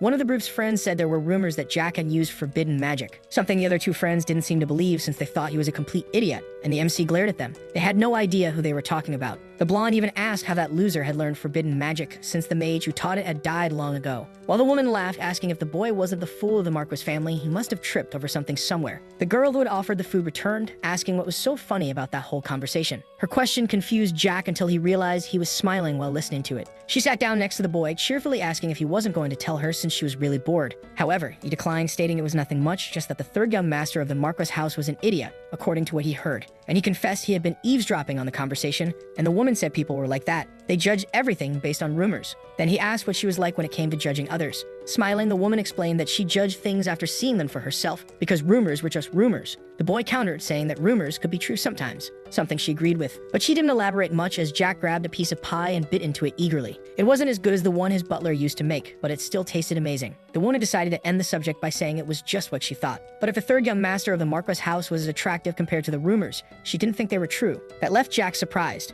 She asked what was wrong as he analyzed the woman, who had a scar on her cheek, a body covered in muscles, and mercenaries as regular clients. So the boy asked if she was a branch manager of the Adventurers Guild around there, catching her off guard, but she soon smiled, embarrassed. Of course, he wasn't just making a random guess. There were mercenaries in every city, wandering around looking for work. They were hired to be soldiers in territorial battles, help people search for things, and even act as monster hunters. These jobs were distributed by local guilds, which were usually located near inns. That made Jack suggest the woman had a lot of free time. There was no other way she could be a branch manager and also manage an inn at the same time. And the blonde explained that even though there wasn't much to do lately, she needed a way to make money in such a quiet territory like Arbelo. It seemed that the inn was actually a lodging owned by the Adventurers Guild. The protagonist commented that the woman was doing something pretty bold, and even though he was known as the idiot of the Marquis house, he wasn't famous, not even close. However, the woman had recognized him in such a remote place. How would a guild branch manager be capable of that? Until they realized the real reason for the recognition. Upon seeing the village, the boy had spoken to his horse, saying he knew they would find some kind of society nearby.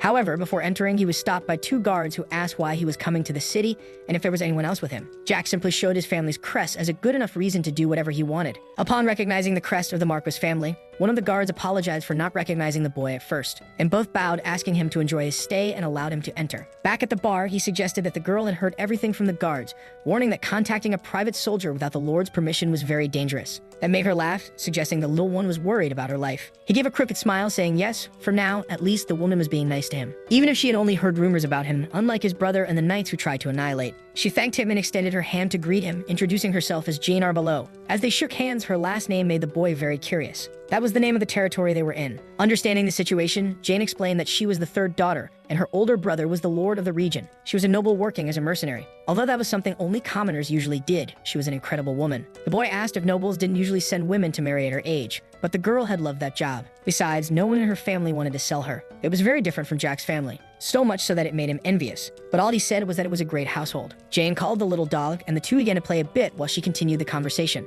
asking what the young master of the Marquis house was doing alone in a place like that with no escort. To which the boy replied that an idiot didn't need any escort. His answer left Jane stunned. Turns out he was quite funny, which was unexpected, but she already suspected he would be different from the rumors. Jack said that even so, he had a long road ahead of him and would indeed like to hire some escorts. At most 5 people with experience camping and good cooking skills, if possible. The reward would be 2 gold coins in advance and 3 upon arrival. Jane's eyes sparkled, seeing how generous the boy was. It was true, after all, merchant escort missions cost 30 coins per person. The kingdom's monetary units were quite simple. It took 100 coins to make 1 gold, so they were of lower value. The woman committed to preparing everything by the next day and asked if he would pay for food and lodging separately. He pulled 3 gold coins from his bag and handed them to her, asking her to prepare everything and, if possible, also arrange a carriage with horses. He was indeed a very generous client. Kindly, she told him not to worry and to rest, and she guaranteed she'd gather only veterans, handing him the key. Since such a fun woman was a branch manager, nothing bad should happen in that city. Upon entering his room, Jack collapsed directly onto the bed as he was exhausted. He even thought about taking a bath but fell asleep before he could. Suddenly, the boy woke up in chains in what seemed to be a cave, while someone called him a pitiful child. He cried while this person asked if he would keep living so powerless forever. Tears fell endlessly from his eyes. Although being kind wasn't a sin, the woman considered being incompetent a grave one. So she asked if he wanted to change. With a trembling voice, the boy said yes. That's why the green-haired woman took his hand, congratulating him and wrapping him in a hug, saying that from that day forward, she would be his master. However, Jack woke up sweating in his bed. It was just a nightmare. Memories of his time with his master. The sun was shining outside, indicating it was already morning. He didn't even have time to process the dream because Jane burst through the door wishing him good morning and shouted, asking if she didn't know how to knock. With her was Arnold, who jumped excitedly on top of the boy, licking him all over. As he went down the stairs with his suitcase, the boy yawned sleepily, while Jane said he must have had a great night's sleep. That's why she had prepared high-quality transportation for him. And she introduced the men who would accompany him, making sure all were veterans. Ironically, among them were the guys who had been talking nonsense about him, now clearly embarrassed. The captain of the Fire Ant mercenary group introduced himself to Jack as John Doe. His nickname confused the boy. Smiling kindly, John Doe explained that it was a name given to unidentified corpses around there. He was blatantly using a fake name, but the protagonist ignored it and said it was a funny name as he shook his hand. The man said it would be a long journey from there to the Rocky Mountain. and they would have to camp about twice along the way. His two friends had once been chefs and had camped so many times they could be considered veterans, but all that mattered to Jack was leisure. So the young master handed him his suitcase and hurried them, since he was already tired. Thus, the escort moved out of the place, but before leaving, the MC commented to the girl that she had introduced him to a very entertaining mercenary, and Jane reaffirmed that he was indeed a veteran. That would be the case if he were a normal mercenary. Ron was from the 9th Circle, and he hid his identity and power for his own reasons. But Joe Nobody, the 8th Circle mercenary in front of him, was hiding only his power for no real reason. Smiling, the woman asks if he hadn't said he wanted a veteran, and ignoring the question, the little one says he thought the two of them would meet again soon, and she assures him they'll have a beer together next time. He winks at Jane, saying he'd consider it if she paid for the last round, and finally leaves the establishment. From inside, she wishes him a good trip, as she already had a certain fondness for the little master. During the journey, the boy rested in his cart. It wasn't luxurious, but it was good enough. Besides, it was a beautiful day outside, and he felt much better than the day before. While playing with his Maina, the MC notices that Joe Nobody was staring at him, wondering if there was a reason for that. He stands up, catching the blonde man's attention, and takes the opportunity to ask if he had any idea who the little guy was. Stammering, the man says he only heard that he was the son of a high-ranking noble. Jack pretends not to understand, asking him to continue, and the blonde man says that the branch manager believed the boy was traveling the world. The protagonist reveals he was very curious about Jane, so the guy tells him to feel free to ask anything. So Jack takes a pocket watch with his family crest from his coat and hands it to the man. Looking closely, he asks if that was the crest of a noble house. However, by the look on his face, Jack concludes that the guy knew what it was about, but not exactly. So he explains that around there was the house of a big idiot marquis named Valentier that would soon fall, and that was a crest representing the house. His words leave the men in complete silence. Jack says that thinking about it, he believed there was someone people used to call an idiot in that house. And smiling, he asks if the blonde man also knew something about an idiot who even got arrested some time ago. His discretion makes a man tremble to the core. Finally, it seems someone had figured out who he was, which didn't surprise him, since the boy explained it all so well to them. After he got out of prison, a rumor about using forbidden magic or something like that spread, he explains. Seeing the tension on the blonde man's face, he asks if there was a problem, telling him to laugh like the day before. But all the guy says is, "I'm sorry." Only, he wasn't completely wrong. After all, the MC really did know a bit about forbidden magic. His master was at the peak of that kind of enchantment. Even as a swordsman, it was impossible not to know about forbidden sorcery. However, Jack argues that there was no reason to use something like that when his fists were in perfect shape. When he refers to Joe Nobody, the man jumps nervously at being called. And the protagonist questions why he didn't say anything when his friend was spouting nonsense about him, since he did when it was about the king, pretending to be deeply hurt by the situation, leaving everyone there confused. Except for the group's leader, who makes up an excuse about being kind of poorly informed in general. The manager of that branch must have told him who Jack was and kept it a secret from the other mercenaries. Either way, he asks them to forget the past, since they'd be together for the next few days. Something Joe Nobody accepts, still anxious about the whole situation. That night, they sit around the fireplace commenting on how rumors were really just rumors. Jack is surprised by this talk, and the blonde man says it's because the boy didn't resemble other nobles who usually hated getting their hands dirty. Meanwhile, the boy was even doing the dishes, which made him quite different. The comment is surprising. I mean, the food was spectacular, and the MC had a belly full of the best things possible in a terrible peace,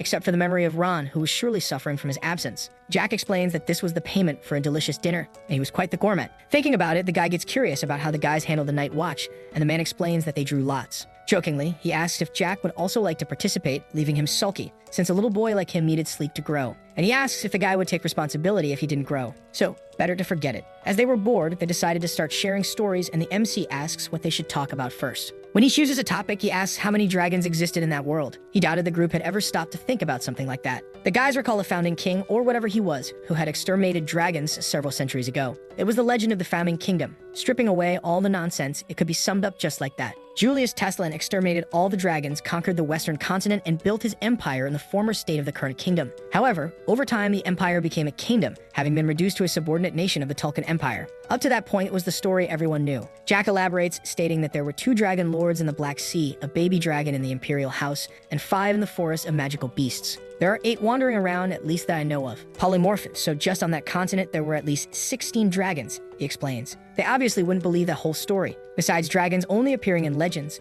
no one had ever seen one until now. Thinking about it, the boy laughs, asking if that story wasn't actually funny. And he explains that dragons couldn't mix with human beings after all. A pact that could put their very existence at risk prevented them. Joe Nobody asks if that meant the founding king hadn't actually wiped out all the dragons, which was exactly the case. He hadn't exterminated any dragons, he just wanted an opportunity to negotiate with them. To be precise, the ones who did everything were just 2 nameless supporters, but that wasn't something he intended to share with the escort. Then the man asks what the 2 dragons were doing now, and Jack explains that the continent they knew was not actually actually the whole world. It was just the western part. On the other side of the sea, things were different. Except for the baby dragon, he says the dragon lords had a single mission: to guard the barrier in the Black Sea. Joe Nobody asks about the barrier, but the little one didn't know the details about it either, except that it was something ancient that separated the continents, and the dragon lords had basically inherited the mission to protect it. To be honest, he was also curious about what kind of world the East was. After all that chatter, there was no way around it, and the friends burst into laughter at so much nonsense. The blonde man approaches Jack, saying he was a great storyteller and must have asked for companions just to have someone to talk to on his journey. The boy smiles, even knowing that no one took him seriously. He already expected that they wouldn't believe him anyway. The young man stands up, stating that it didn't matter whether they believed him or not. Seeing that the boy was heading to the carriage, the mercenary asks if he's already going to sleep. The boy confirms, saying he wanted to take a bath and change clothes first. He even tries to offer an escort for that, but Jack refuses, saying he could bathe on his own. Upon entering the water, the protagonist sighs in relief. Those noisy mercenaries didn't believe his story, which might seem strange since he mentioned real facts and still told everything. A protagonist hiding his power was boring. That's why he talked too much. Jack continues enjoying the relaxing hot springs, but thinking about Joe Nobody, he reflects that he doubted the man was a spy sent by Tulkin. He was a little strange, and the branch manager was also somewhat suspicious. If you thought about it, the situation seemed like a puzzle piece that didn't quite fit. He asked Jane to introduce mercenaries who could escort him, but an 8th Circle mana user hiding his name wasn't exactly what he expected. Someone as powerful as an 8th Circle. The captain of the Iron Blood Knights was also 8th Circle. In other words, someone who would be welcomed with open arms wherever he went had shown up as the captain of just any mercenary group. Could there be some hidden circumstance? Instead of bothering with that, he needed to do something first and begins his mana circulation in the water. He had recovered a lot from the after effects of the soul speech during his stay at the inn and in the carriage. He shouldn't have any problems with this. Even so, now all that mattered was his destination, which would lead him toward his master. As long as there was suspicion that Joe Nobody might be a spy, he preferred not to take him along. So he had no choice but to ask him directly. Returning to the fire, the men are surprised by how quickly he bathed. The boy now held his sword, explaining that he was more bothered than he thought and couldn't continue the bath. The guys ask what was bothering him. The question sounds like an insult to the boy, who asks if they were really that lost in the situation. Pointing the sword at one of the members, he states that the man had bothered him, and he asked Joe Nobody why an 8th Circle mana user was doing mercenary work. Jack reveals that the place he was heading to is very important,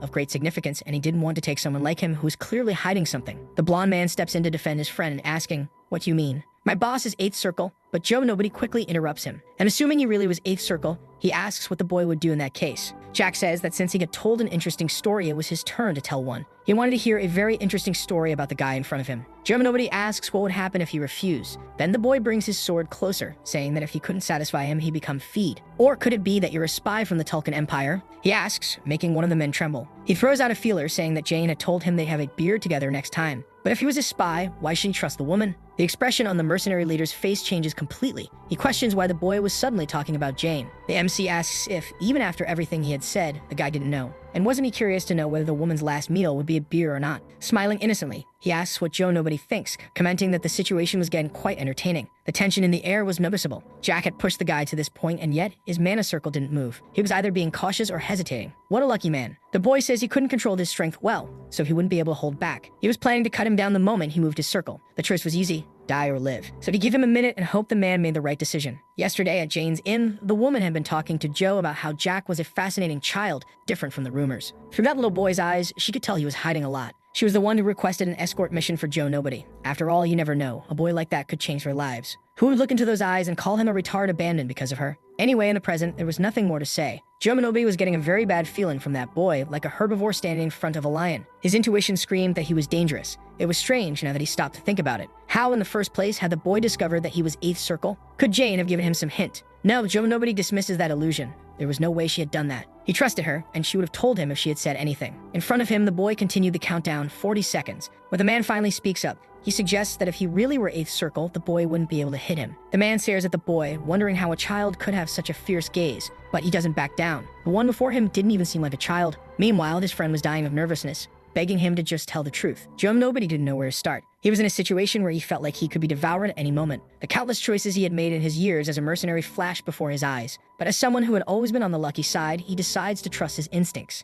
Time had already run out, and since he wasn't satisfied, the guy was going to be taken out. However, before the boy could advance, the man says something. Actually, he asked about Jane's situation. He wanted to know if the MC knew everything. Joe Nobody's story was quite short. A love between the daughter of a noble and a random commoner. A common tale heard anywhere. He met Jane when she was 19 and he was 7th Circle. They fell in love at first sight, and the seeds of love had continued to grow ever since. it wasn't very surprising. Apparently, there was a very personal reason why they hadn't married yet. But even being a commoner and a noble, someone of 8th circle would be highly influential. Someone like that doing mercenary work was still strange. Jack even considered that the leader might have caused some sort of problem. Well, considering that woman's personality, her house might not have been interested in profit. Trying to make sense of it all, the protagonist asks if Jane was really just the branch manager of the Adventurers Guild in a small territory and he's just a mercenary. Taking the opportunity to ask if he only approached him to see if he could gain some benefit, something the man confirms. But the protagonist doesn't know whether to trust him. A story like that could easily be made up. Staring intensely at Joe Nobody, the boy asks what he thought the Empire was doing with the baby dragon. The man replies with another question. How could I know about a fairy tale?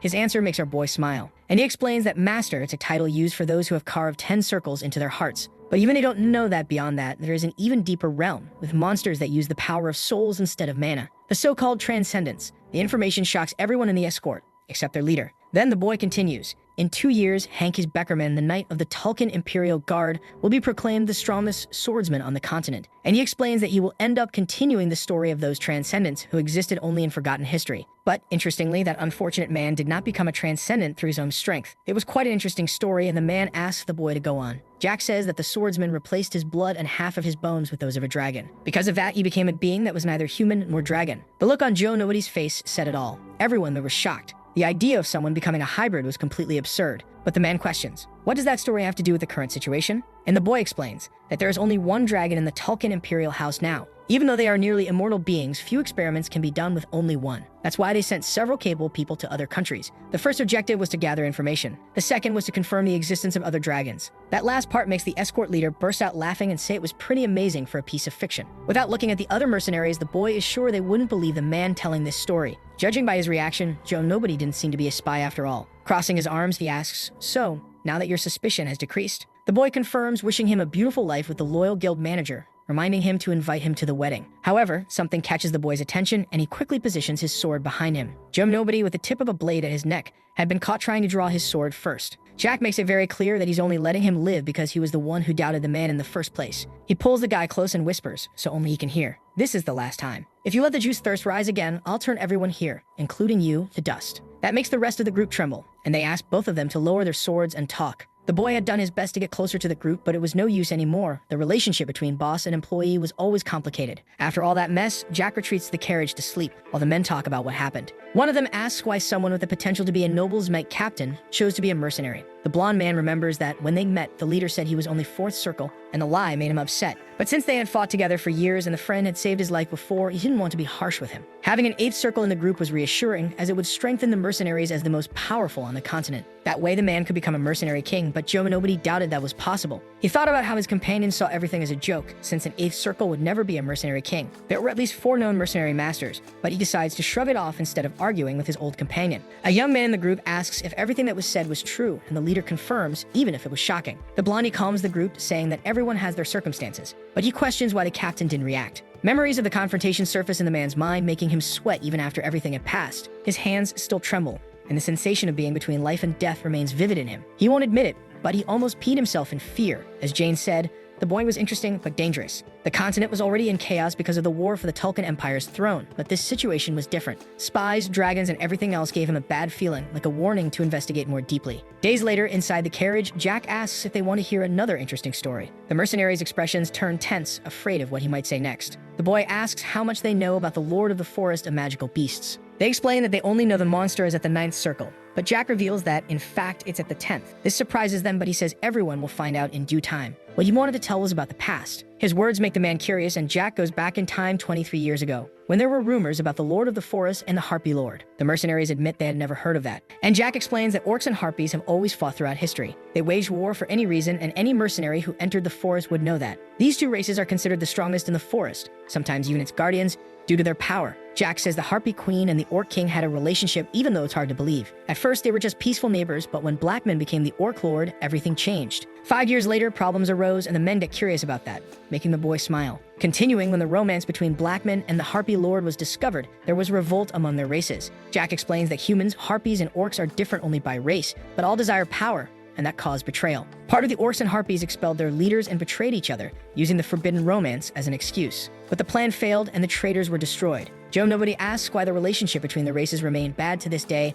and Jack replies that Blackman and Valea separated. They prioritize the prosperity of their races over love, which makes sense but left behind a legacy of hatred. The leader of the mercenary group doesn't know if the story is true, but remembers that the harpies and orcs used to be less dangerous. A few decades ago, they suddenly became stronger and gained the title of dominant races. The MC continues saying that the harpies learned battle techniques from the orcs, and the orcs learned the secret arts of spiritmancy, used only by the harpies. This exchange of knowledge was only possible because of Blackman and Vilea separating the races. Now they represent the forest, and if Joe Nobody is captured by one of them, Jack suggests telling this story. That way, maybe they won't eliminate him immediately. And the man, looking at the boy's angelic face, agrees to try. Changing the subject, he offers Jack some dried meat, which he happily accepts. Jane had prepared it, and it was delicious. Far from there, in the Marquis Palace, the man receives the shocking news about the attack on the third young master's escorts. All forces were destroyed in the mountains near Arbelow, and his informant reveals that expert investigators say it was advanced magic. This enrages the Lord, as it happened while the Iron Blood Knights were away. He suspects the king or the duke lost him in a possible third threat, so he orders Gonzalez to investigate thoroughly, and he nods in confirmation. The old man hesitates and asks about Jack's whereabouts, since his body was not found, which suggests that the boy might have escaped. But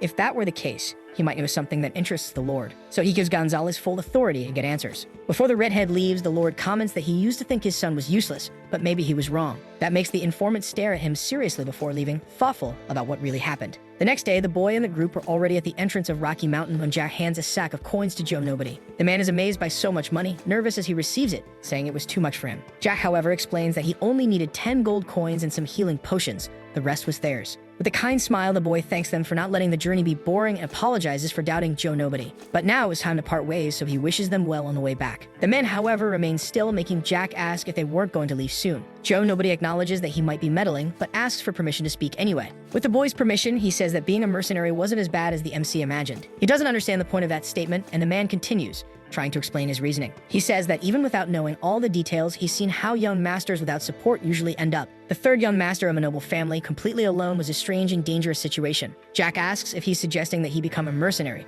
and Joe Nobody grabs his shoulders firmly and repeats that mercenary work wasn't as bad as he thought. If he avoided dangerous missions, he could travel the world and live a comfortable life without great risks. Jack points to the other boys, knowing they had no idea what Joe Nobody understood all too well. That night they faced each other. If the boy had wanted to, he could have destroyed him easily, even without using his full strength. The older man knew this, and for that reason found it even more unfortunate that he wouldn't become a mercenary, since he knew his talent better than anyone. And he admits he had already forgotten what happened before. In a world where one day he picked up a sword to survive, he hid his strength even from his companions. Hating to admit it, he says it was all his fault, and Jack thanks him for the words, but states that he'll pretend he never heard that. Since Joe Nobody was different from the others, without giving many details, the MC talks about a future event, something big that would happen in the West in a few years. And he asks the man to hide when the time comes, confusing the mercenary. But the boy says he wouldn't understand now, though he would feel it when the time was right. It would be an overwhelming sensation, as if it were something too big to handle, and he would need to run. Handing over the sack of coins, Jack advises, don't risk your life for a bit of gold, because nothing is worth more than living. The man fully agrees. Leaving our boy satisfied to be understood, he gives a friendly pat on his shoulder. Before leaving, the boy once again asks them to take care on the way back and prepares to enter the forest alone. Joe Nobody asks if he can know his real name, and Jack smiles, knowing he already suspected. The protagonist introduces himself as Jack and asks to be remembered only like that, without titles or surnames. Taking the moment, the boy asks for Joe Nobody's real name, who hesitates before answering. He reveals his name as Dynastismo. The protagonist then says that if fate allows, they will meet again in the future. Finally, Jack continues his journey, crossing a long bridge using mana to move faster. He feels he is close to the destination, passing by giant stones that he can only endure thanks to his young body. His movements, however, are no longer as agile as before, and he has to stop to catch his breath. Upon reaching a cave, he lights the way with a small mana sphere, confirming he's in the right place. All that's left is to cross a great stone wall to find his master, just as he did in the past. Finding that place before was a coincidence, the result of his escape from home and the suffocating exhaustion of that miserable life. Jack opens a flask and pours the liquid on the wall while wrapping his hands around his sword. He knew there was only one final step left, to run his hand along the blade, a necessary sacrifice. The boy stares at the sword, aware that this small act was more important than it seemed. Before returning to age 17, Jack had only been running and hiding just as he always did in his past life. For him, who had even lost Ron at that time, running seemed like the only possible choice. His trembling hands could barely complete the small necessary sacrifice, and he cried like a child. For someone like him, opening the stone cave had been nothing short of a miracle. Now he found himself in the same position as before, but this time things would be different. As he crossed the doors, the boy showed confidence in his steps, knowing the place well. He descended a staircase lit by a small lamp, though he felt a growing nervousness. It was understandable, since more than a decade had passed since his last visit to the place. At the bottom of the stairs, he fell to his knees upon seeing the sight that awaited him. There was his master, chained as before, with wide eyes upon hearing the boy's call. Jack wondered whether forms of life could truly become immortal someday. Not just the powerful, but anyone who wished to live forever. Monsters and emperors all would eventually die, This was an unchanging universal law. The same truth seemed to apply to the person before him, despite her unique abilities. His master from the past had lived at least 400 years using a body-soul separation technique. However, there was a magic that kept a connection between them. But even that extraordinary magic was now reaching its natural limit. He had met her when he was 10 years old, but the current situation was different. This time, he would have no more than 13 years to spend with his dear master. The woman in the form of a chain doll asks if the boy truly called her master, leaving him emotional. He had longed to hear that voice for so long, feeling a wave of overwhelming nostalgia. She shows curiosity about the boy's identity, asking if she should try to guess.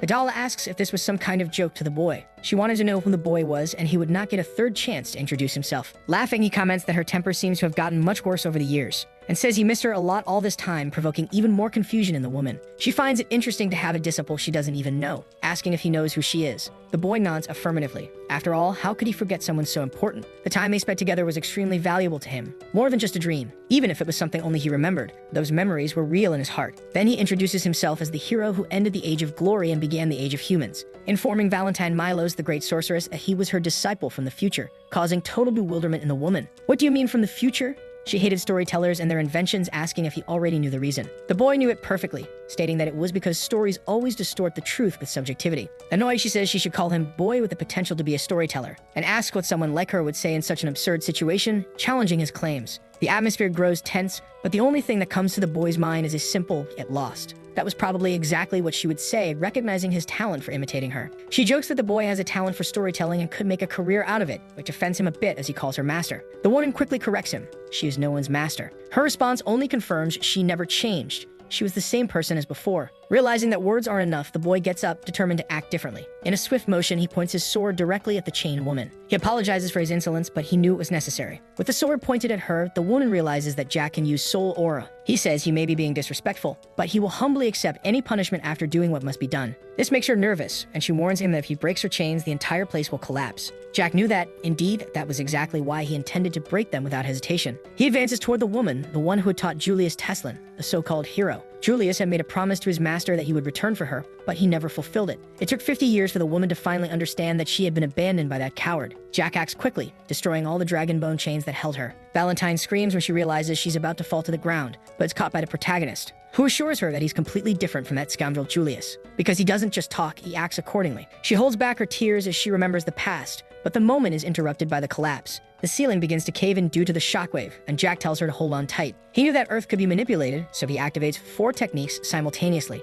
Mountain of Wind, Forest, Fire, and Mountain. While holding the woman in his arms, he unleashes a blast of mana capable of blowing up entire mountains. Faced with such power, his master asks again who he really is, impressed. Jack insists that he's just her disciple because that's all that matters, not his origin or age. She is surprised that someone so young can master soul energy so well, and the MC jokes that he's a disciple from the future, and informs her that they would spend the next 13 years traveling together. The woman brings her face closer to his, trying to discern whether he's lying or not. This time, she seems to soften a little and slowly asks if the boy really came from the future. Jack explains that it was more a regression in time than a proper journey. It seemed like he was telling the truth. When he realizes that she finally believes him, the boy collapses to the ground before he can celebrate. The master warns that forced relationships never work, but he has his answer ready, arguing that if he hadn't acted like that, they would never have any kind of connection or relationship. But she didn't consider something like that a relationship. Valentine acknowledges that he's pretty good at arguing for someone in so much pain, and he asks who she thinks he inherited all that stubbornness from. Taking the moment, he formally introduces himself as Jack, her future disciple, and states that he will submit to her guidance in this life as well. 5 days later, in the territory of INVICIBLE, Jack was questioning how his master had remained silent all this time. He wanted to know if she was still organizing her thoughts or if she had simply chosen not to speak. At first, she had said she thought he was a descendant of House Teslin, but that was impossible. No one his age should be able to use soul aura. She begins to talk about the nature of soul power, but stops in the middle of the sentence, as if waiting for him to finish it. Jack knew that if he answered wrong, he would be punished, just like in his previous life. He explains that it was a power only a few selected among the mana masters could use. The master confirms this, but highlights that the energy accumulated in his soul was abnormal. That makes him smile. Even though he wanted to talk about his past life, Valentine's silence got in the way. She observes that his hands carried more dark energy than hers, which surprises even Jack. Then she asks if he ever wondered why he received such a rare opportunity as time regression. He had spent 5 days trying to guess what she was thinking, but in truth, she only wanted to understand the regression. Memories from his past life surface, nights destroying entire villages without compassion. Jack admits he had thought about it, but honestly, had no idea why he was granted such grace. Seeing her serious expression, he asks her not to make that face. He explains further. The regression wasn't by his own will.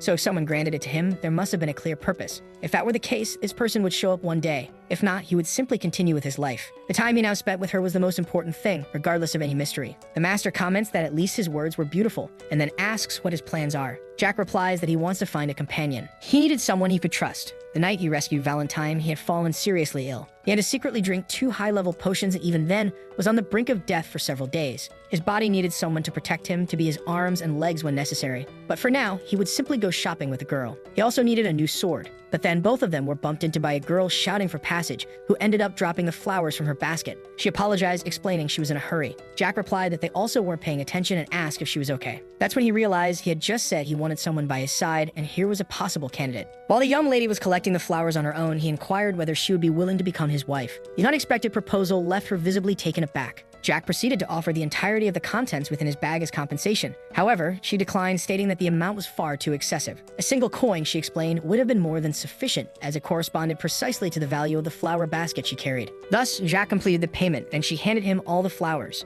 Before departing, she made a hurried bow, leaving Jack standing still, silently observing. His master remarked that it had been a long time since she had last seen a nocturnal being. Jack agreed, repeating the statement automatically. However, upon reflecting on the information, he assumed a more serious demeanor and questioned the master. The young woman did not appear to possess any unusual traits. Valentine appeared confused. She had assumed he had approached the girl precisely because he knew her true nature. In reality, Jack had chosen her because he recognized in her the potential necessary to reach the 10th circle with proper training. Now on his shoulder, the woman couldn't believe he hadn't noticed something so obvious. Clearly, he still had a lot to learn. Jack laughed and asked her to teach him everything, but that depended on him. She said he was exactly as she remembered, even after the regression. The green-haired master still found the situation odd. That child felt strangely familiar. Old memories surfaced in her mind, a blonde girl dancing in a garden. Everything began to make sense, and to think that now she was reduced to living in that village. Meanwhile, Jack thought that after they finished shopping, he'd need to find someone important. The night creatures were a race comparable to dragons in power. While the shop assistant spoke, Jack recalled the conflict between those two races that happened 10 years ago. It began when the vampires tried to escape from the forest of magical beasts.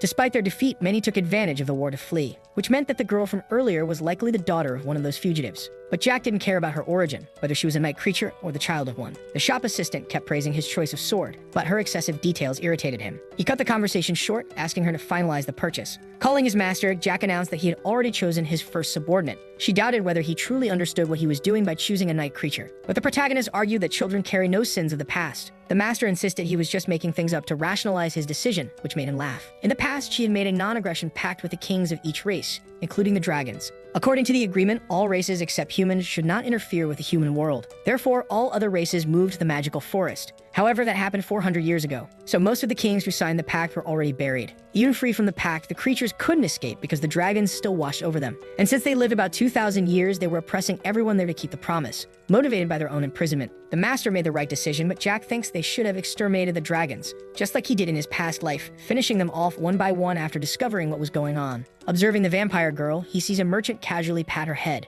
and calls Valentine's attention. She notices the scars on her fingers, but Jack reassures her, saying she doesn't need to blame herself. He knew enough about the situation even if he didn't know all the details, and reaffirms that, regardless of what he told others, he was her disciple. She tells the boy to do what he thinks is best, but warns him not to give his juice to the blonde under any circumstances, leaving him confused. After all, the girl is just a child who deserves good food, not restrictions. Later, the girl still blushes, remembering how Jack spoke kindly to her. She carries a cup of orc juice for her sick mother, following family rules. Her mother always warned her never to drink human juice, more specifically, the one provided by her uncle. In fact, she wondered if he would visit them that day, announcing her arrival at home. As she hears nothing, she continues walking toward her mother's room, asking if she was asleep. The woman recognizes the little girl with a weak voice and warns that they had a visitor, but she sees no one, until she notices Jack there. Nervous, she spills a little of the juice. Meanwhile, Valentine orders the woman lying down to show her face, and so she does, revealing her pale blue eyes. "It's been a long time," whispers the sorceress as the woman recognizes her in shock. She wanted to know what she was doing in such a rotten place and in such a deplorable state.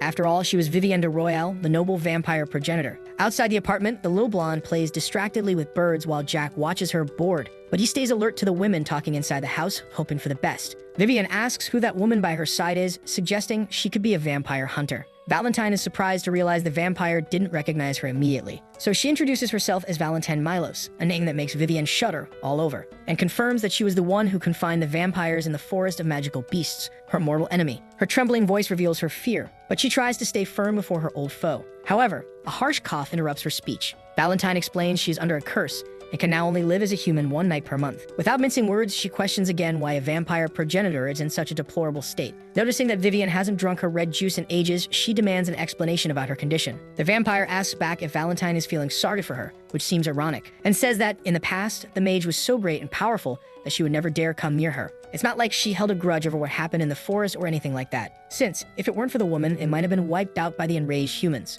Therefore, she would answer the question. Vivian explains that there were 5 tyrants and 2 lords controlling the vampires in the forest. They tried to escape during the war, as her daughter was far too young for that hell, and she painfully remembers the dragon who spared them, offering exile in the village because she was too pitiful. The word echoes in Valentine's mind. Vivian explains that the condition was to live there drinking only pig and cow juice, and in return, the dragon would spare her daughter. It was something miserable for her royal bloodline, and the sorceress makes a point to comment on it. Meanwhile, outside, Charlotte asks when Jack will leave, impatient. She explains that her uncle is coming and he didn't like having visitors there. But the MC doesn't care and says it was very important for him to learn more about her uncle. The girl gets scared by the boy's sudden eagerness to meet her uncle. When she suggests that he approached her just to rob her rich relative, Jack is slightly offended. It's boring to wait, he says, asking her to just talk about the mysterious uncle. And the blonde thinks about what she could say besides the fact that the man is loaded with money. Charlotte explains that he gave them the house and brings food every 3 days. She was probably referring to the animal juice when she mentioned food. Before Jack can explain the reasons for his curiosity, a voice echoes. The uncle had finally arrived. The gray-haired man asks about the new friend, suspicious of the boy's presence, and comments that he had never seen that boy before. Charlotte gets excited about the man's arrival, even though the tension was clear. Observing him, the MC celebrates the presence of the famous uncle, the little blonde, who attests that his appearance suggested the boy was from some noble house. Jack watches expressionless. There stood the dragon in disguise just as he suspected. While the newcomer insists on questioning him, he realizes there was another guest inside the house. And in the room, Vivian asks the doll to call for her Charlotte. Outside, the tension between Jack and the mysterious man was palpable until his master intervenes telepathically. He responds, informing her of the man's presence, and the woman asks him to bring the child and the man upstairs with him. The stranger questions why Jack was muttering there, to which the boy replies that he only obeys his master. Opening the door and calling everyone, Jack knows the man came to observe his toys in their final moments. Inside the room, the mother tries to speak to Charlotte, but her face shows despair upon seeing the visitor. The man asks why she looks like she's seeing a ghost, stating that he won't interfere in her final moment with her own daughter. Charlotte cries desperately at the bedside, asking if her mother was hurt,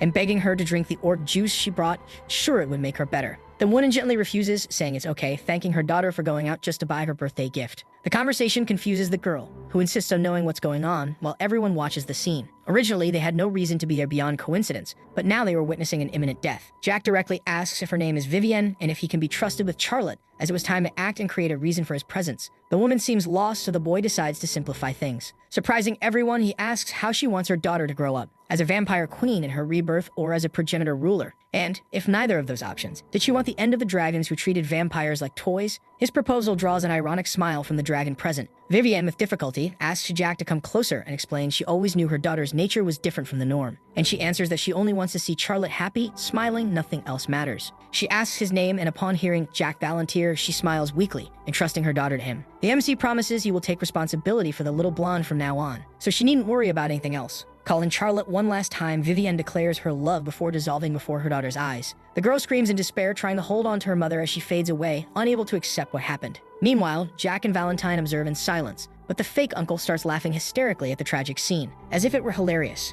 And he comments on how absurd it was that a brat like that would take responsibility for a child who was also about to pass on. Vampires turning into dry twigs from malnutrition. He laughs as Jack, enraged, punches him with concentrated mana. The blow sends the man flying back, but he only comments on the boy's rudeness, calling him a bad influence for Charlotte. When he threatens to teach a lesson, Valentine intervenes, asking his real name, leaving him perplexed. It was peculiar, as there was no trace of magic there. Even so, the doll was speaking to him live. She ignores his reaction and mentions the other 5 dragons who should be in the forest, but clearly weren't. You're only 200 years old. Are you an adult dragon born in that era? She asks, making his eyes flare. How does a doll know such secrets? Who the hell are you, freak? He growls, with all of his rage rising to the surface. When Jack hears the insult to his master, hatred completely overtakes his thoughts. Valentine asks to be set on the ground, stating she can stand on her own. She formally introduces herself as Valentine Milos, the ancient mage, making the dragon change his expression. No way! That immortal necromancer, he asks, unable to believe the revelation. And the woman nods, as she had already received a nickname like that. The dragon grits his teeth, accusing her of lying shamelessly about her identity. Valentine then mentions Bahamut and Voldemort, secret names only dragons themselves and those who have seen them would know. This revelation finally makes the man accept the truth, surprised that she was still alive. Finally, he introduces himself as the proud fire dragon of the Machiavelli lineage, Galactus Machiavelli. He sneers at the poor place, confessing he just wanted to get rid of the child, the unwanted legacy of his toy. Valentine commands him to step back, back immediately. But the man mocks her, asking if she had forgotten the verbal pact, because they, superior dragons, had always shown mercy to the other races besides humans out of pity. So how did she dare command a dragon like him to step back? However, Valentine stands firm, saying the man got everything wrong, because the mercy in the story had always been her. A statement enrages the man. She explains the ancient pact and how dragons were never truly merciful.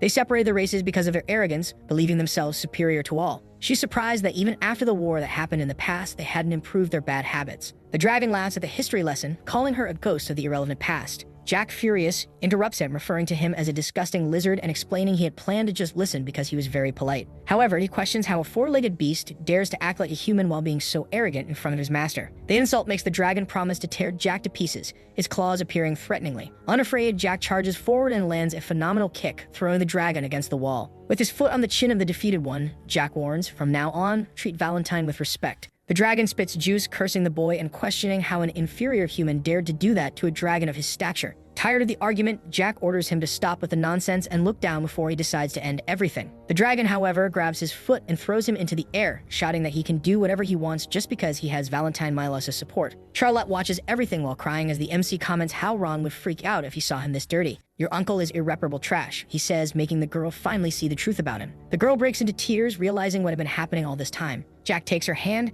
asking her to take a good look at Galactus, and reveals that monster was responsible for wiping out her people, her father, and treating her mother like a toy. Charlotte tries to defend him, but Jack insists that he only needs her consent to end the guy's bloodline now. All that mattered at that moment was the blonde's answer. "I'll show you the power of the one who will take care of you," says Jack, charging forward with his sword. However, the vampire is faster, skillfully dodging all of Jack's attacks. The two resume direct combat, but it seems our boy once again fails to hit his target. The mocking vampire comments that after so much talk, he expected more from a mana user, but clearly he was nothing special. Before he can finish the sentence, his hair falls to the ground, cut by a precise blow. Jack smiles with satisfaction, explaining that the hair was bothering him, and now they could fight seriously. The surprising attack makes Galactus call them the worst names possible, tired of the nonsense. He launches a wind-splitting power against Jack, who surprises everyone by defending himself. Even Valentine is shocked as the boy cancels the dragon's magic with his own abilities. The battle continues until the boy finally knocks the vampire down, stomping hard on his face. At that moment, he recalls the enemy's identity and confirms it was Galactus Machiavelli, son of Luca Machiavelli from the Forest of Magical Beasts.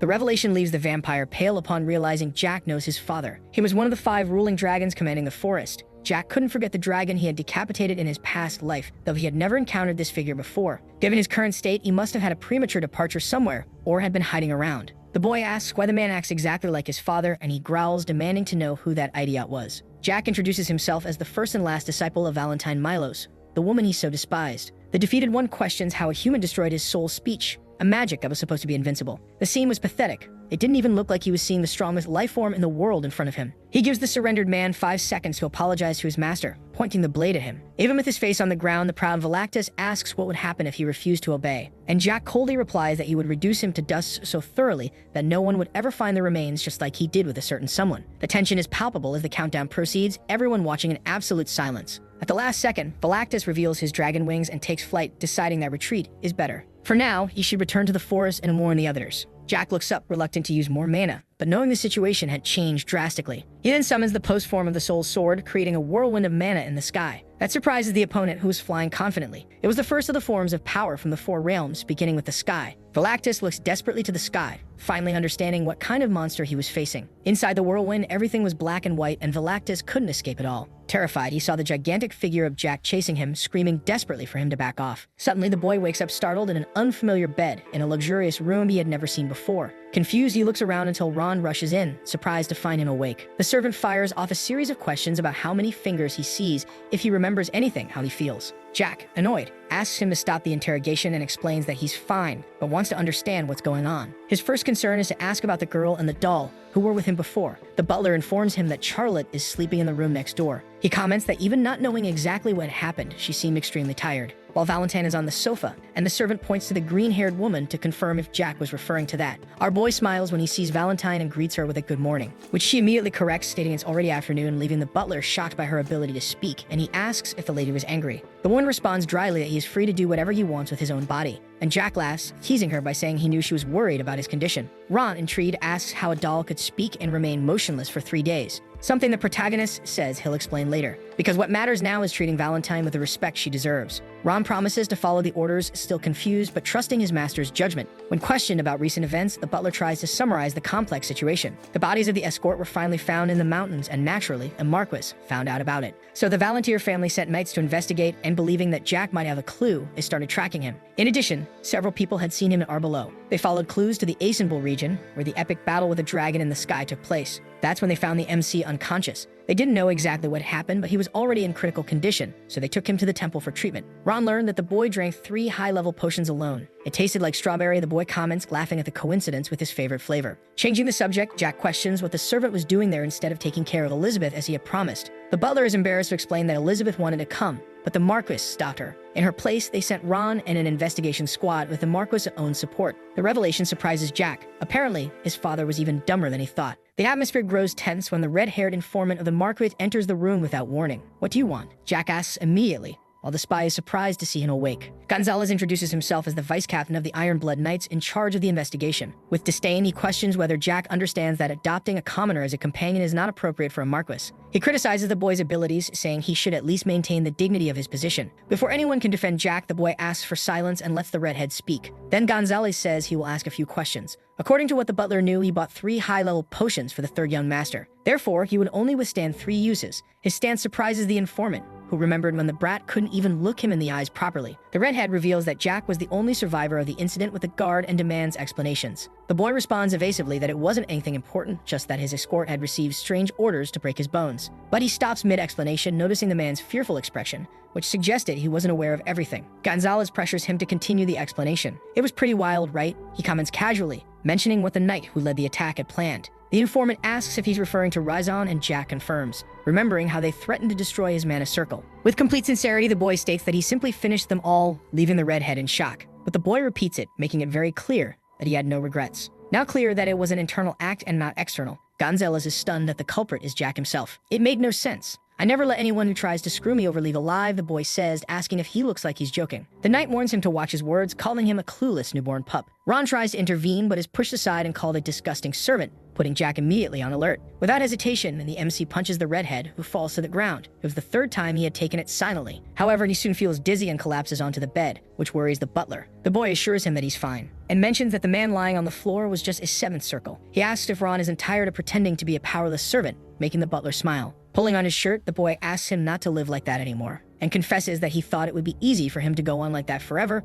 but had reflected enough to know it wouldn't work, arguing that at the very least, the servant should be treated like a person. Ron's face clearly shows that he liked all that freedom. As the butler prepares to act, Jack asks how much time he'd need to cook the redhead, suggesting 5 minutes. But the guy laughs, joking that it was too much time for his cooking skills. Of course they weren't talking about food. The situation was obvious to everyone present. Ron dominates Gonzalez by force, even while being called a damned servant repeatedly. The redhead tries to fight back, but is always defeated by the butler's 9th circle power. Outside, the guards wonder how a simple servant could cause so much violence. Jack watches the fight with indifference, trying to remember where he had seen those movements before. Even being 9th circle, Ron's fundamentals were magical, not martial, though his physique was average. Gonzalez, a 7th circle knight, should have won in hand-to-hand combat, but was easily overpowered. Even if he were a spy from the Tulkan Empire, Jack would never be able to win in a fight against the butler. Desperate, the informant grabs one of the guard's swords in an attempt to strike his opponent. But before he could attack, Ron knees the redhead in the nose, utterly humiliating him. Our boy watched with satisfaction. His servant had endured disrespect for years and was now breaking free. Looking at his fallen enemy, Ron turns when called by the protagonist. "Why is it taking so long to cook a single ingredient?" Jack teased, smiling. However, behind him, Gonzalez is getting up, ready to charge at him. But Ron is faster and lands the final blow on the redhead, sending him flying. "Needs more training," Jack mocks.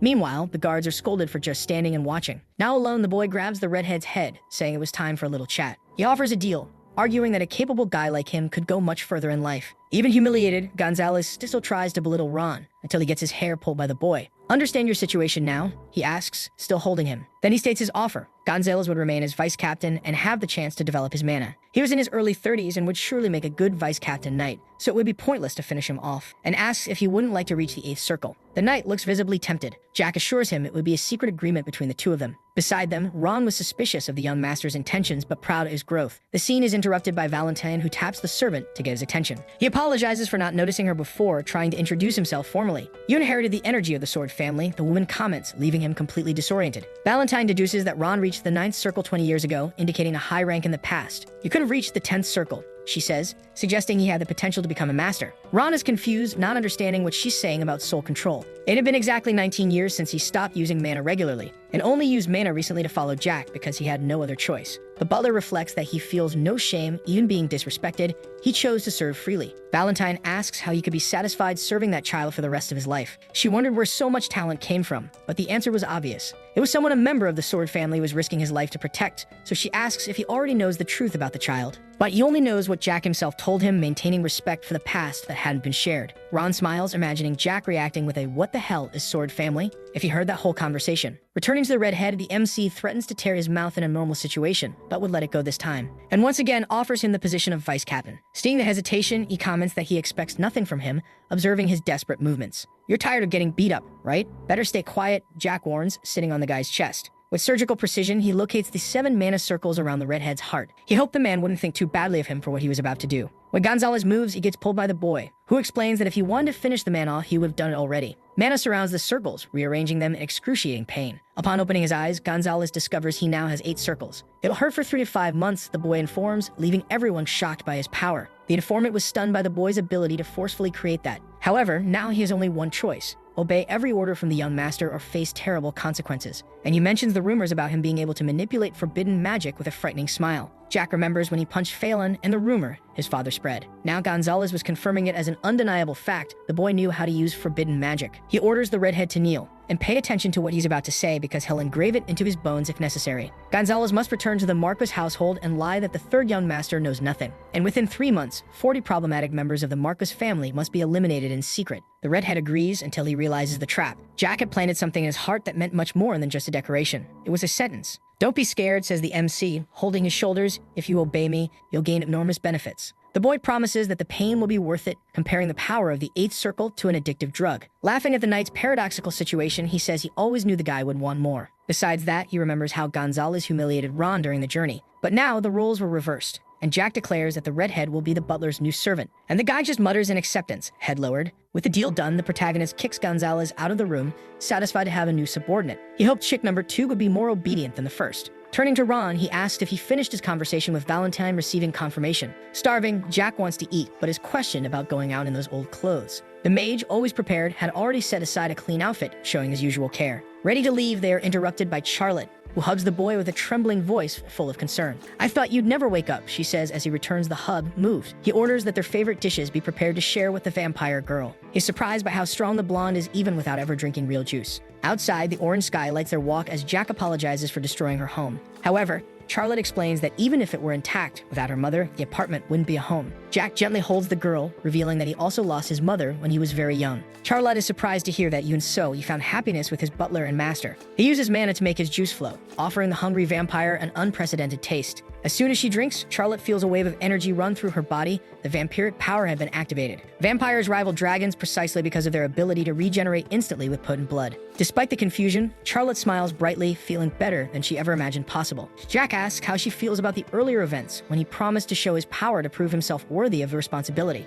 And the little one reveals she was scared, but it was exciting, and she calls him Appa with innocent admiration. Jack corrects the nickname to Boss, making her laugh with joy as she adjusts to the new title. Inside the mansion, the revelation that Jack defeated an adult dragon leaves Ron shocked. He explains that dragons before the age of 50 are already masters, with 5th circle mana hearts. The dragonoid transformation technique allows them to compact their massive form into human size, optimizing combat. And if a dragon's original form is specialized for using magic, its transformation is a technique that maximizes power in close quarters combat. If that idiot Velactus hadn't given him time to use soul speech, he'd have been in real trouble. Ron insists that Jack eat vegetables, reminding him he's still a growing child. But that doesn't matter, and the MC resumes the conversation, calling the dragon an inexperienced fool. After all, the human was merely 2nd circle and still caused all that damage. Jack notices how strange the conversation is. Normally, killing dragons would be unthinkable. The fire ant mercenaries would die of shock if they knew what he'd done. The butler turns red when he realizes the young master deduced his knowledge about dragons, because he thought he knew absolutely everything. However, the boy reminds him that he only shared that the man would have a premature passing, showing how he connected the dots. Ron reflects that there were many secrets his master did not know, and they would remain that way. He was never one to be interested in long stories, despite his cautious nature in past lives.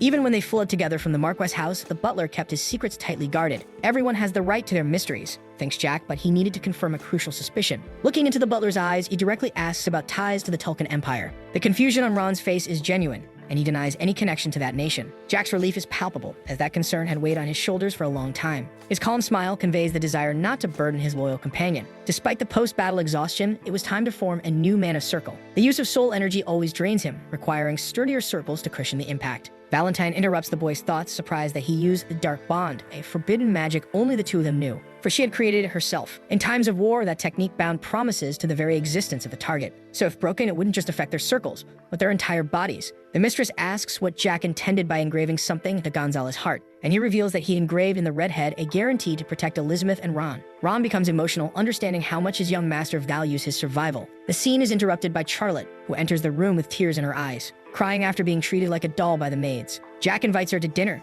though she refuses, still not used to so much food. Then he asks the butler if it would be possible for Charlotte to attend the academy with the group. Ron hesitates, doubting his ability to arrange such a feat, for he was merely a servant. But the boy argues that he was a very competent servant. Since his praise had no effect, he says that apparently he would have to handle it alone. But he is scolded by the man as he shouldn't resort to blackmail, and he retorts saying he wasn't a criminal to do that. Charlotte's eyes shine upon hearing about the school, a dream that once felt distant, and he confirms that she would go for children should play with other children. The blonde's talent was too great to be ignored. Her age would be an obstacle, as the girl was only 11 and the academy accepted students from 14 years onward. But Gonzalez could help with that with a simple letter of recommendation, so he assures her there's nothing to worry about. A few days later, the group finally arrives at the academy and Ron bids farewell to the boy, handing over his luggage and asking him to take care. He even suggests the boy send a letter if he ever needs anything else, showing concern even in parting. Jack then asks a favor, wanting to leave all matters regarding the Marcos house entirely under his responsibility. He wanted to be sure the servant understood the boy wished to focus completely on his studies at the academy, free of outside distractions.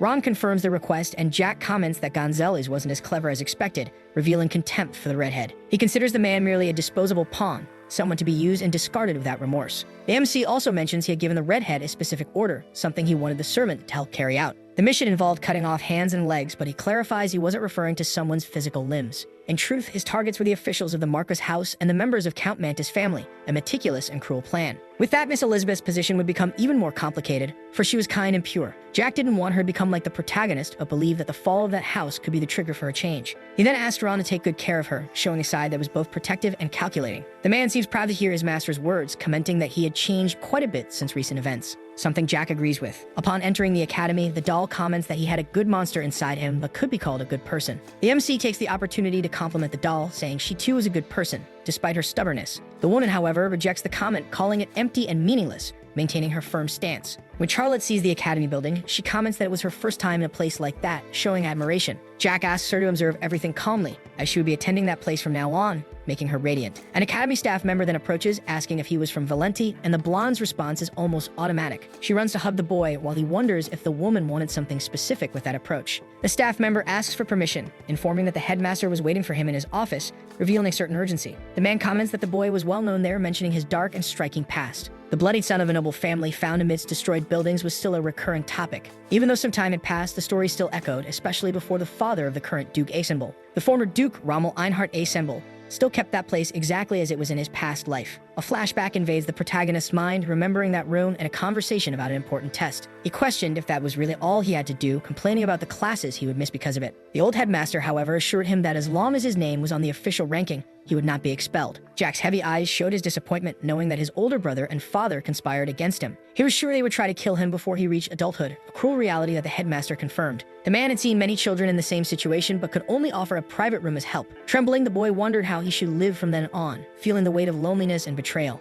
The headmaster then pats his head, concluding that it was up to him alone to decide his own path from that point forward. Now in the current life, the boy is more confident and smiles, proposing a bet to the headmaster, something that surprises him. He explains that he was once in the man's debt, and that this was the time to settle it. All he asked in return was a small favor, something that could change the course of things once again. Hearing that, Rommel comments that the boy had changed a lot since he first found him, covered in wounds and barely able to speak. To the headmaster, it might have been only a month, but to Jack, it was 20 years, enough time for landscapes and people to transform. Interested in the proposal, the old man asks exactly how he would save his life, since, if he was right, the kingdom would fall within a month in the war against the Empire. The kingdom of Tesla may have fought bravely, but the Empire had 30 masters, many of them hybrids with dragon blood and bones implanted. In addition, Tulkan had over 1,000 mana users above the 7th circle, while Teslan barely had 2 masters and fewer than 100 high-level warriors. With such a brutal difference, 1 month was more than enough. In fact, 3 days would suffice if the protagonist were a Tulkun commander. The only reason Teslan had resisted so long was Headmaster Rommel and his army of battle mages, around 700 soldiers trained by him. Without the accident, or rather the betrayal,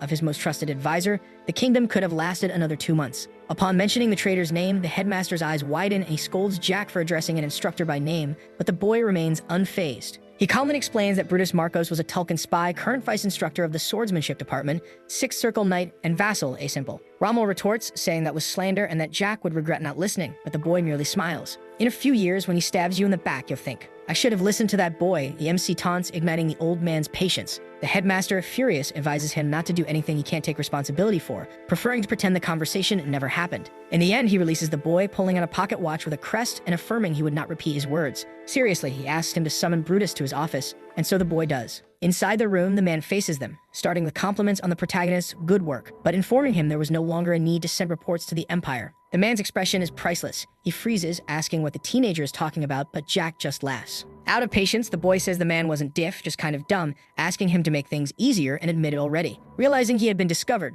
Brutus tries to defend himself, suggesting Jack suffered psychological trauma and warning of the consequences of the accusation. But the boy, short-tempered, already loses his patience, and before the spy can finish his speech, Jack throws the watch in his face and declares that he talks too much for a traitor. That takes the man by surprise, but the protagonist remains impassive, not fully understanding the situation unfolding before him. Bernardo asks his superior for explanations, but before he can get any answer, Jack lunges with a precise strike to the man's chest. The boy immediately regrets the attack, but it's already too late, and he charges again, questioning what the MC thought he was doing. Agile, the boy easily dodges the counterattack, leaving the instructor even more surprised by the unexpected skill of the child. At that moment, Jack is able to perceive the Sixth Circle mana protecting the man's body, but he knows that even the strongest have their weaknesses. Taking advantage of that, he delivers 2 brutal blows to the opponent's stomach, throwing him far with excessive force. All that violence leaves the old headmaster stunned, while our boy remains calm, determined to extract a confession from the spy. It's almost painful to see the man's state, now lying on the ground, his face marked by the beating he just took. Then the boy insists that he confess already,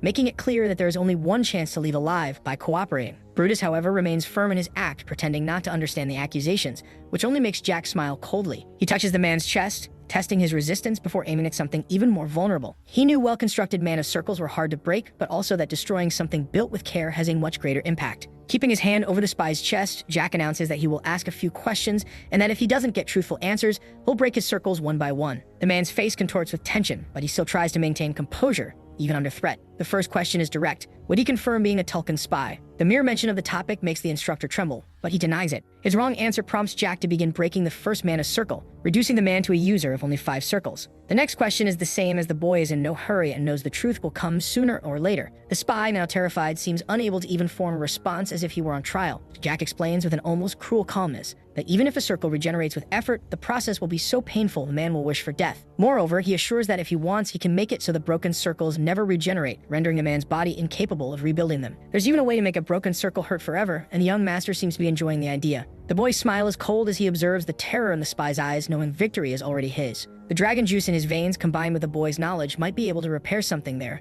making the instructor tremble in fear. He asks how the boy knew all of that, and the mere fact that Jack was right about the experiments made the situation even more frightening. It seemed that human testing had already begun, and Brutus, stuttering, questions who had revealed such secret information. He calmly explains that he knew about the dragons and the experiments, provoking the man by asking why someone of the Sixth Circle would be involved in it. The instructor begins to shout, confused about how this person knew confidential research of the Tulkun Empire. His reaction is enough to draw an ironic smile from the boy, who then begins the process of breaking all the mana circles at once. He mocks the fallen man, and by the end of the process, Brutus is completely destroyed, with no strength to react. With that resolve, Jack turns to the headmaster, indicating it was time to hear his request, but the old man is still sulking, processing everything slowly. Brutus, even defeated, grumbles that the Empire would never forgive him, and that soon they would tear his body to pieces. Before he can continue, the boy slaps the instructor's face, silencing him for good. The headmaster, now out of excuses, admits he will have a hard time dealing with the mess caused, but can't deny the boy is mysterious. He definitely was not the same child Rommel had met a month ago. Indeed, he had changed a lot. Jack asks the old man to simply forget the matter,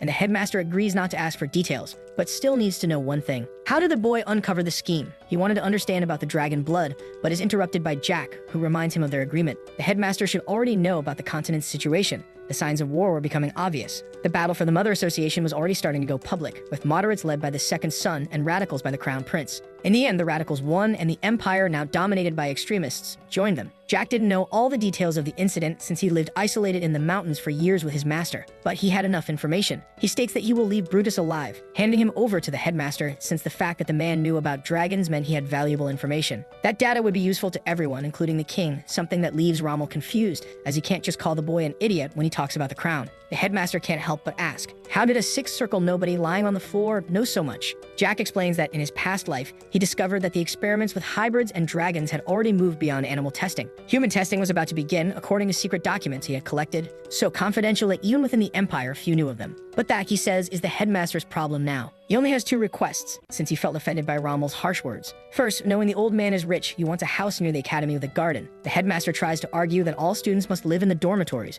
but Jack reminds him that he himself taught that every rule has exceptions. Tired, Rommel asks him to just say the second request, which is simpler, to accept Charlotte as a student, even though it's the second semester. The rules only allow new students at the beginning of the year, but once again, the protagonist brings up the matter of exceptions. The headmaster asks if the girl in question is the pale blonde waiting outside, and yes, it was Charlotte, who was now squishing Valentine as if she were a doll. Curious, Rommel asks what the relationship is between the two, and Jack replies that he's her new guardian, provoking a chuckle from the old man. Leaving the room, the boy is greeted by Charlotte, who celebrates his presence with visible joy. He asks if she waited long, but the girl ignores the question, anxious only to know if she'll be allowed to attend the academy. With a smile, Jack confirms that yes, and it sounds like music to the blonde's ears. For a moment, she seems happy, but her face soon lowers, as if something were bothering her. The hero notices and asks if something happened, to which she responds hesitantly that she never expected something like this to be possible. She always heard that the academy was a place exclusive to chosen humans, and she knew she wasn't human. Our boy, however, says that it doesn't matter and asks if she hates being who she is or if she'd rather be human. The question makes the girl's eyes even sadder, and she reflects on her situation with melancholy.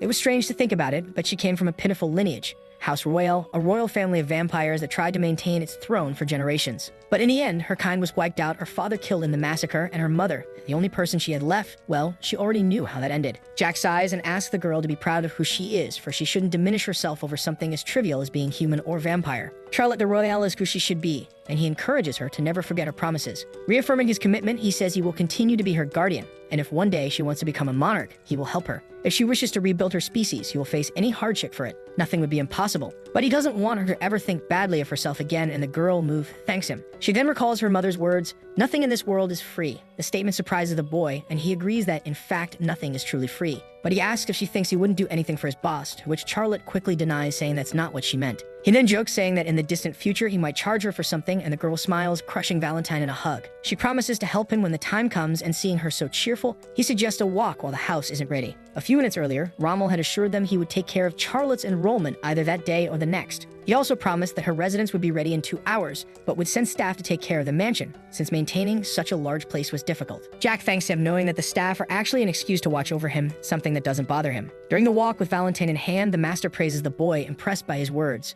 For a child, he spoke surprisingly wisely about identity and acceptance, something she hadn't expected. She always thought he was just a weirdo, but now realizes she was wrong. She doesn't know if that's an insult or a compliment, but decides to take it as a compliment. As they walk, they spot a blonde boy training swordsmanship, a hardworking young man, but someone who didn't concern them. Valentine, however, pulls Jack's ear, insisting that they stop to watch. The three sit on a bench observing the training, and he notices that the swordsman must be no older than 17, despite being very tall. But what really surprises him is when he senses the boy's mana sensitivity, something that leaves him shocked. It couldn't be real. If his second circle commoner, who would only ever reach the fourth, far from the imposing image his physical appearance suggested. Jack asks if Valentine was interested in the boy, and she retorts, questioning if he feared she'd take the teenager as a new disciple. That wasn't the case, since the boy would never surpass the fourth circle. He just wanted to understand what had caught her attention. The master had a sharp eye for talent like her, but she couldn't discern anything special about that boy. While thinking of something to say, nothing comes to mind, and the young man continues his solitary training, swinging his wooden sword through the air. Charlotte intervenes, commenting that the boy must have been training for a long time, as he looked about to faint from exhaustion. Noticing marks on his neck, she adds that he was visibly injured, but the master still didn't understand the interest.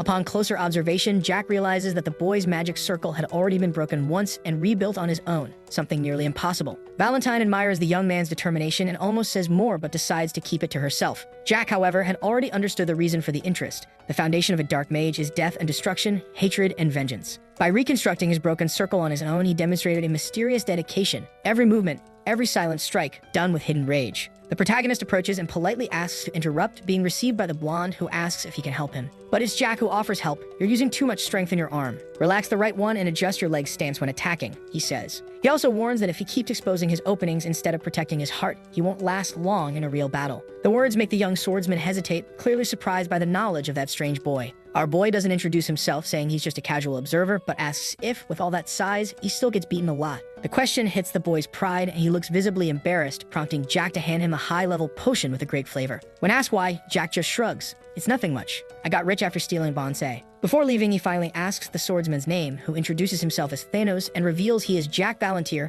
promising they'll meet again. As they walk away, Valentine asks why the apprentice was pretending to be kind, while Charlotte sincerely believes in his good intentions. It's then that Thanos realizes who that person was who helped him. He stares at the group with disdain. Now he knew the boy was a standout student with spectacular grades, while his own scores were 0 in every subject. And he considered that he might have heard the wrong name, because the Jack he had just met had nothing to do with the rumors about the trash son of the Marquis house. Near the academy, the protagonist was receiving a tour from a messenger boy of the Elder, who apparently called himself Joe Nobody. That was the same pseudonym used by a member of the mercenary group Earth Ants, or Fire Ant. He no longer remembered for sure. Our boy praised the mansion, impressed by its luxury, clearly a VIP lodging that exceeded his expectations. To an outsider, it looked like the headmaster had personally intervened in the battle for the House Volantier Association to provide such a residence. That made the protagonist wonder if that was why the messenger boy stared at them with a blank, emotionless expression. The boy defended himself, saying his emotions didn't matter. He was just following orders as a simple messenger. Jack then questions whether he knew that kind of behavior was rude, leaving the boy visibly uncomfortable and speechless. That's when the protagonist reveals that the supposed messenger was using polymorph magic to hide his true appearance. He wonders if the Elder already knew that, noticing how the revelation made the boy even more tense and restless.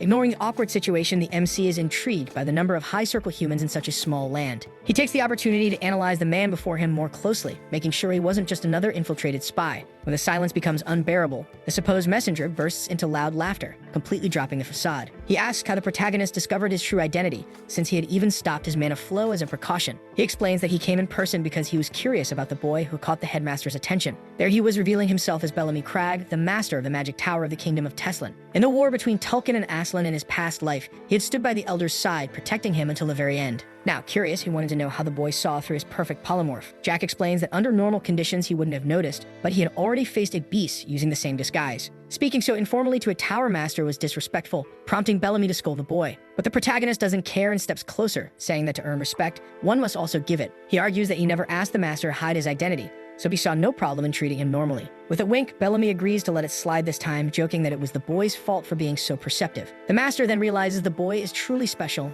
and surprisingly, offers to teach him magic. The proposal leaves both Jack and Valentine astonished, seeming like an absurd suggestion coming from someone so important. The boy politely declines, explaining that he already has a master, which leads Bellamy to mention Bellamy himself. The master reveals he also wanted Jack's sister to be his disciple, but she refused. He insists again with the protagonist, saying that having 2 masters isn't a problem, but the boy maintains his refusal. Jack is impressed by the tower master's unconventional methods for recruiting disciples. Valentine then intervenes, calling Bellamy by name and revealing she knows his true identity. She explains who the master of the magic tower is to the others, making clear his status and power. The woman continues, saying that Bellamy met the requirements to reach the 10th circle, but seems to have given up. She asks if he was attacked when he tried to advance to the 10th circle in the past, which leaves the master shocked. She can feel subtle traces of the 10th circle within him, a phenomenon that only occurs with broken hearts. The doll encourages him not to give up, saying that even at his age, there is still hope for someone who has come so close. She explains that the magic tower is for those who persist, and he would need to prove he deserves to resume his journey. After so many profound words, Bellamy asks the name of the woman who hurt him, but she prefers not to reveal it. She suggests he consider it just a scar from the past, ending the subject with melancholy. In the conversation that follows, Jack asks them to remember that Charlotte is still waiting for them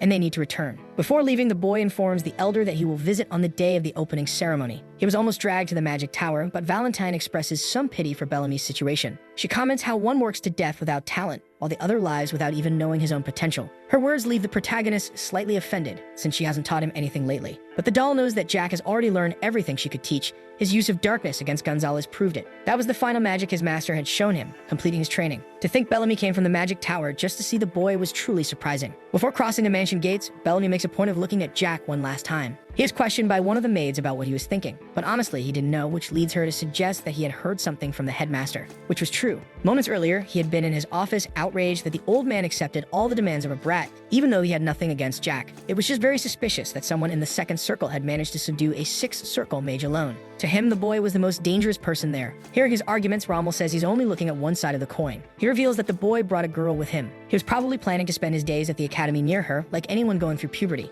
Besides, his presence there could be beneficial to the kingdom. The elder suggests they focus on figuring out how the protagonist knows so much, since he'd be staying for quite some time. Bellamy knew the headmaster was right, but still, something bothered him. He says he'll do whatever he's ordered to, but he had something to say. Honestly, he was worried that Rommel would end up getting involved in the political battle of the Marquis house. But the old man believed the struggle for the Valentier house succession was already over, leaving the master in silence. However, he says he knew the Marquis well. Even if his eldest daughter had the talent to become a master, he only saw her as a political tool, and his second son was just another among the thousands of third circle youths at the academy. Besides, he wasn't anything special. Bellamy had never seen anyone as dumb and unimaginative as Phelan in his entire life. The headmaster asks what he meant by all that, and the man comments that he really was going senile. Why would someone who gave up the position of duke because he was tired of political battles get involved in a mess like that? Some favors like asking for a single room or being excused from certain classes could be ignored, but giving Jack an entire house went far beyond that. He was worried people would find out soon, but his comment made the old man laugh. They had been together for 30 years, so he knew him well enough to understand the real reason behind all the talking.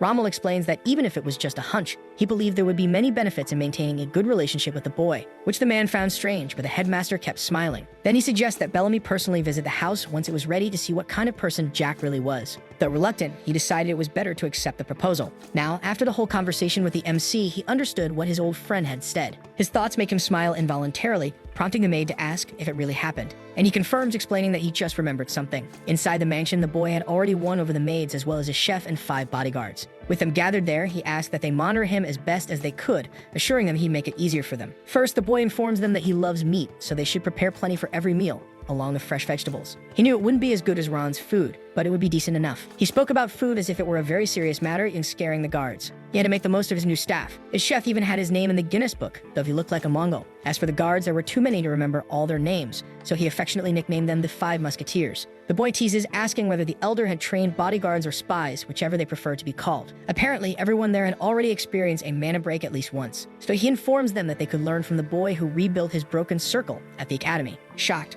one of the men asks if the headmaster told him about them, but the boy denies it, asking him to stop questioning and get to work. In the middle of the lecture, Charlotte walks toward him to comment on how grand the place is. Now it was time for a tour of the mansion with his little brat. The elder handed over the mansion on August 9th, and classes wouldn't resume until the 16th. However, 5 days had already passed by the time he noticed. It had been a great vacation, of course. He bought clothes for Charlotte, ate delicious food while they strolled around, and even watched a musical together. It was a lot of fun, aside from 2 little things. First, he realized that although he hadn't lost his combat sense or mana control, his stamina was terrible. So, on one of the days he went out for a run, he was interrupted by the blonde calling out. She wanted to do everything her master did. Jokingly, the boy threatened to leave her behind if she couldn't keep up, which was totally unfair. When they stopped, she thanked him and asked if the boss would meet that same guy again, and he confirmed. Second, when the boy went to meet Thanos, he found him training alone as always. He was tireless. From what Jack had observed in recent days, he was a genius of effort. Completely talentless, but probably ranked first in the academy in terms of hard work. Let it be clear that Jack was very straight to be going there every day, getting involved in the life of that buff dude. But those wounds intrigued him, so he decided to ask why he seemed to have more injuries with each passing day, using the excuse that he wanted to know if the blonde had used the potion Jack gave him. He looked sad as he stared at the protagonist, who immediately asked what was with the funeral face. Thanos estimated it was worth 40 gold coins, which Jack confirmed, and all he said was that he would pay the boy back. This irritated the MC, who just wanted to know if he drank it or not. With all those injuries, some of the buff guy's bones were probably fractured by now. It must be harder for him to wield a sword with numb limbs, but he turned his back, saying that if that was all, he'd return to training. No normal person could train every day in pain like that, and Jack was sure he stayed there all day long. Jack comments that he didn't understand why a persistent guy like Thanos was walking around taking beatings, leaving him completely tense. Even Valentine thinks the protagonist had a talent for being annoying, and he asks if she didn't also think he was cute. But all she could do was feel pity, adding that if he really learned from her, he should know she saw all the hatred hidden in the blonde and all the desire he carried. Traits that, according to the master, pushed him forward, but those same things were also breaking the teenager. This way, he would regress soon. All those comments made Jack certain that the doll had seen enough to decide what to do about the situation. Thanos certainly had no talent, but even so, he was called to be questioned about why he was swinging the sword.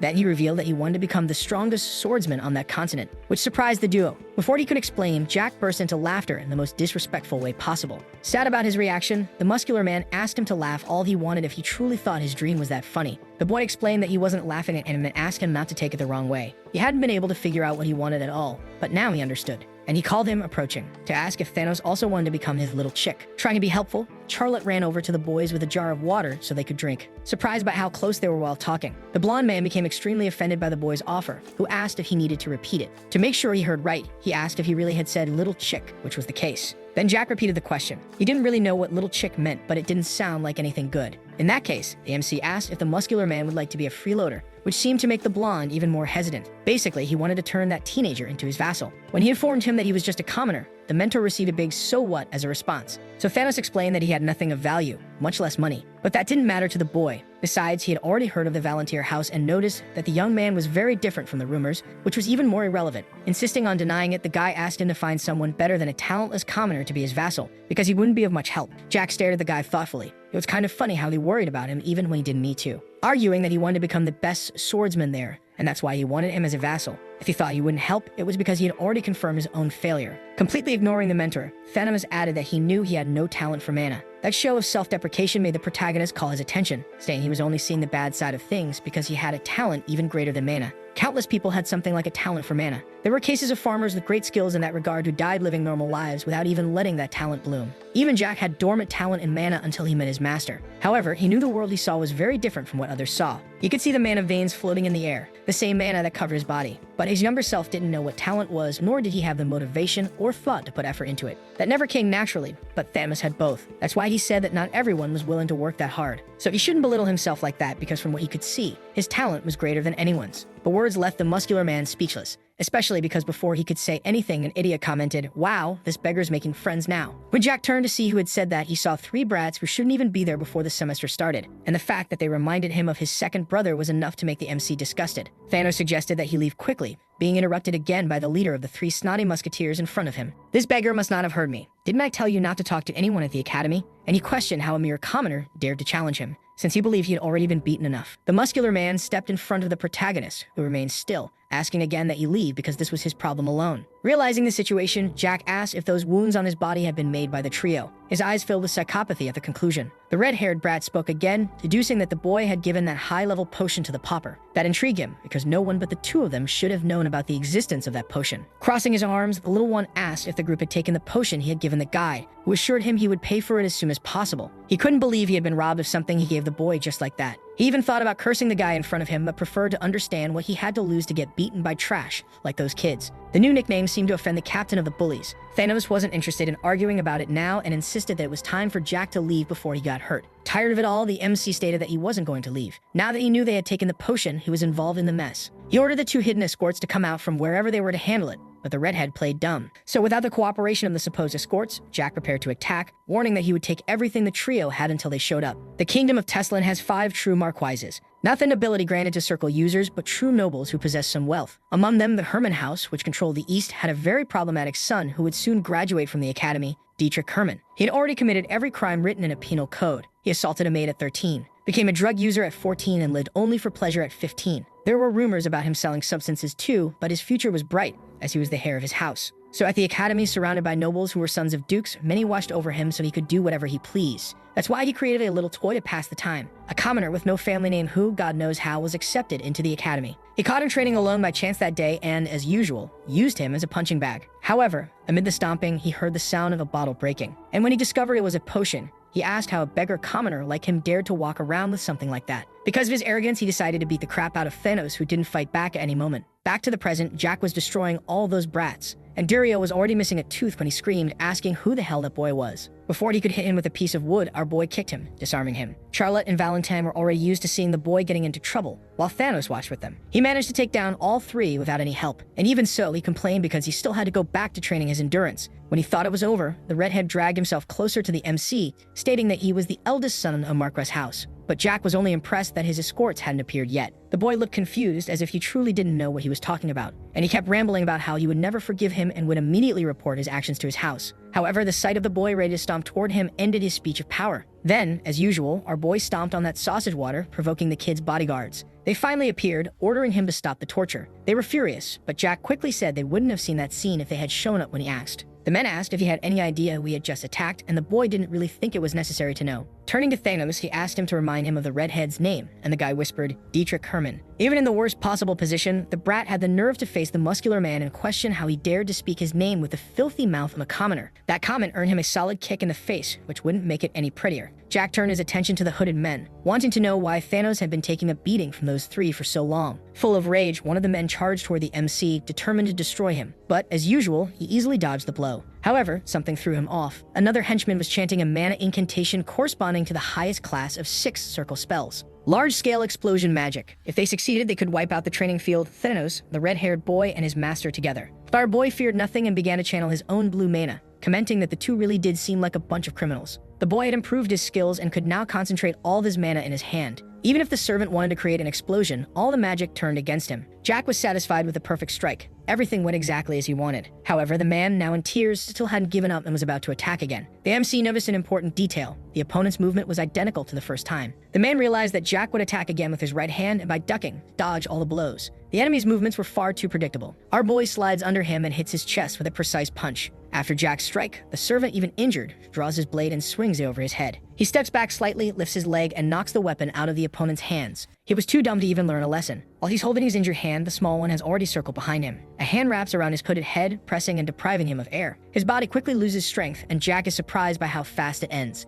Now the servant's mana is blocked in his body, and it's unlikely he'll restore it. With a spell like that, a servant could cause serious problems for the Academy. With an almost broken voice, the fallen man asks Jack how he removed his magic. Jack replies that he doesn't need to know. What's left is to admit defeat to a 14-year-old boy. Leaning slightly, Jack reminds the man it's time to explain why they mocked Thanos. To them, the commoner was nothing more than a toy, a commoner who couldn't even complain. Jack decides to start the reparations with something simple. He asks for the money back for the elixir. It might sound like a joke, but it would have been better if the men in black cloaks weren't so stupid. Grinding his teeth in rage, the servant asks what the elixir matters now that Jack is an enemy of the Hermann family. But he doesn't care about the family. The elixir was his, and he wants his money back. With an innocent smile, Jack asks if the black-cloaked servant doesn't agree. The elixir cost 40 gold coins, and they took it 5 days ago. It would be fair to return it. He then proposes a deal, 5,000 gold coins extending his palms. But where would men like them get that kind of money? They'd better pray they had something. Fear took over Dietrich when Jack sat beside him, but the boy told him to relax. The only condition is that he hands over everything he has, and even his teeth grind with humiliation. 2,000 in cash and 60 gold coins go into his pockets.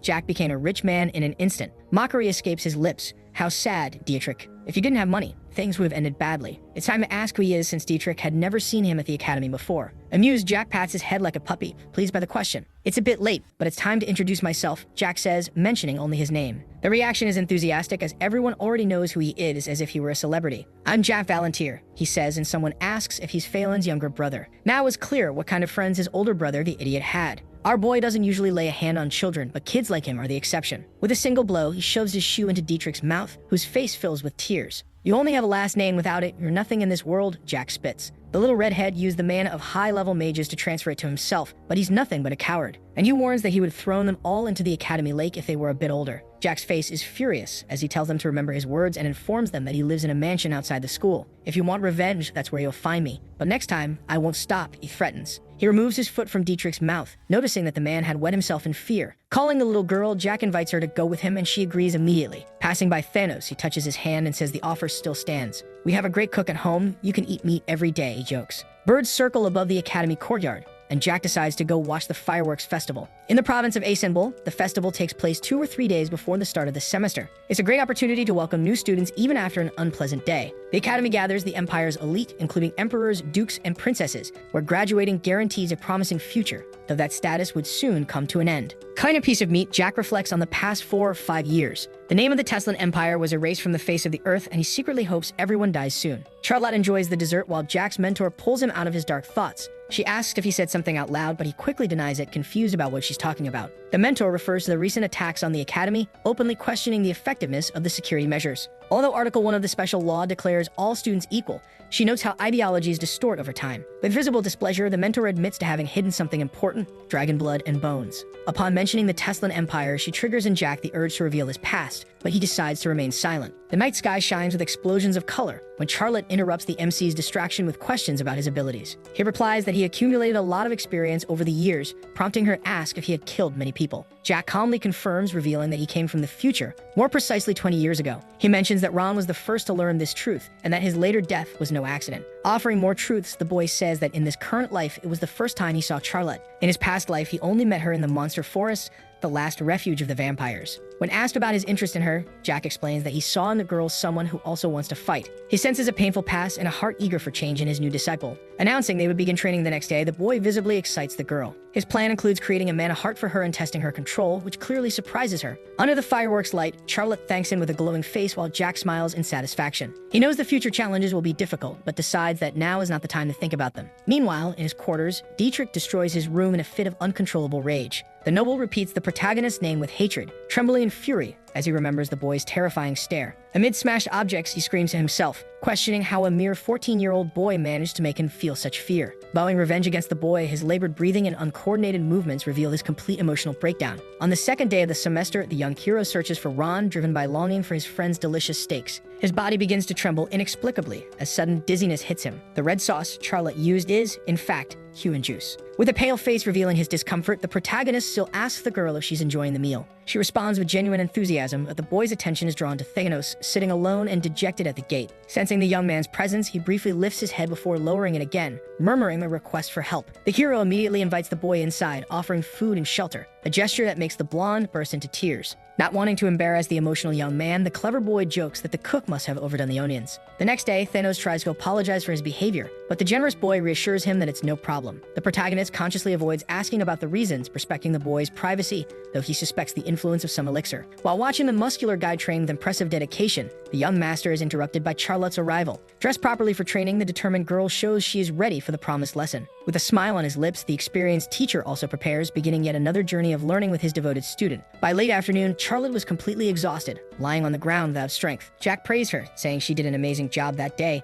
but a weak groan from the girl shows she couldn't take any more. Suddenly, she asks excitedly what it all means now that she finally learned how to use mana. With a gentle smile, the boy responds positively and congratulates Charlotte on her success. He had suspected it already, but now he was sure. The girl was truly incredible. After all, she was using mana at a high level as if she already had experience. Creating her first mana circle in just 10 hours of training was an exceptional result for a beginner. Charlotte casually accepts the suggestion to end the session there and tries to get up to head to the mansion. However, after a few shaky steps, she collapses onto a bench, instantly falling asleep from sheer exhaustion. The mentor asks the boy if he plans to tell Charlotte that it usually takes 2 to 3 days for beginners to create a circle. If it were up to him, he would have asked the girl to be his student immediately, although without his help, she would have needed at least a full day. A magic circle forms under her feet, drawing mana from the air to create barriers and store energy. By transferring part of his own mana to Charlotte, the protagonist greatly facilitated the process, although that method doesn't work for everyone. The boy admits it was hard for him at first too, making her achievement even more impressive. What intrigues the mentor is that Jack asks for nothing in return, acting with pure generosity and helping her.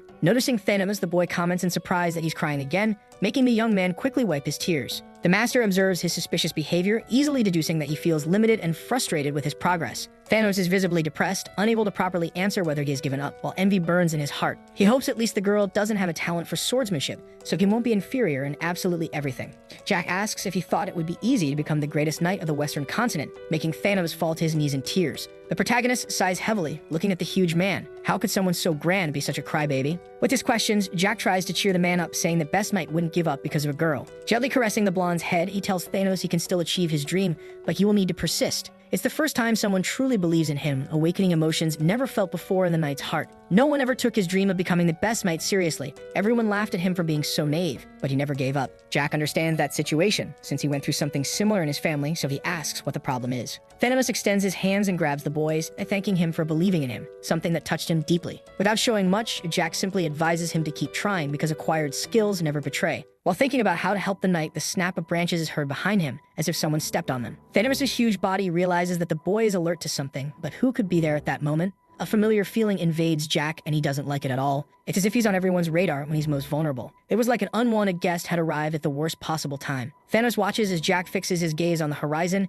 his eyes shining with battle thirst. Boy asks him to take the girl and stand behind him, a request that leaves the blonde hesitant, but he agrees and quickly stands up. Our boy had already deduced who was coming toward them and comments that he knew the visitor would die, but didn't imagine they'd come so soon. His eyes scan the area quickly until he spots the observer, while the 5 men who had been watching the group were already lying on the ground. They weren't moving, but they were breathing, apparently unconscious, while Charlotte continued sleeping peacefully in Thanos' arms. The white-haired man informs that he brought the girl just as the mentor arrives at the scene, rubbing her eyes and yawning. Still unaware of the situation, the girl asks the boss if they're going to have dinner when suddenly Dietrich and several cloaked men appear around them. Some are positioned on the ground and others in the tree branches, all with threatening expressions while Dietrich flaunts a disturbing smile. He greets Jack Valantier, saying it's been a long time since they last met, calling him by his full name with a provocative tone. Jack had already channeled mana around him, assuming a defensive stance and warning Dietrich not to come any closer. The redhead was the future Marquis of the Great Eastern Province, so he knew well that this world is ruled by power, and that soon he would control his family's power. He questions why let Jack live, knowing he could cause trouble with the Duke of INVICIBLE, but he has a plan. Dietrich claims that Jack attacked first and has witnesses, which would spark a conflict between the Herman and Valantier families. At his side is a man wearing a plague mask identified as Bentiman, master of the Pentanil Guild and a Ninth Circle user. As strong as Jack is, he couldn't defeat a master of the Ninth Circle, as Dietrich explains to the mercenary. His target was just Jack, but now the target is in open terrain near the mansion with Charlotte and Thanos. Dietrich asks if there's anything else the mercenary needs to know, while Bentiman confirms that the blonde girl is forming a mana heart. He sighs in relief, thinking it's great they stayed there for 9 hours, since the mana heart formation would take at least 2 days. Among his team is a cook and 5 servants whose locations have already been confirmed. They would be eliminated when ordered. They prefer to avoid direct conflict with the INVICIBLE family, whose mates are busy with other matters. People near the property shout for water as a fire had started in the Duke's basement just before their arrival. Everyone is busy putting out the flames and won't be able to send reinforcements as the plague mask informs his men. Everything worked perfectly for them, and they are ready when Jack shouts that it's time to attack, initiating the mission. With a hand gesture, dozens of warriors charge into action, shouting advance, initiating a special order worth 500,000 gold. Dietrich proudly thinks Jack Baylor is finished when suddenly little Jack is protected by Thanos' broad back. The blonde asks the master to flee while he holds them off, his trembling hands barely able to grip his heavy sword. He thanks Jack for believing in him and takes the blame for the situation,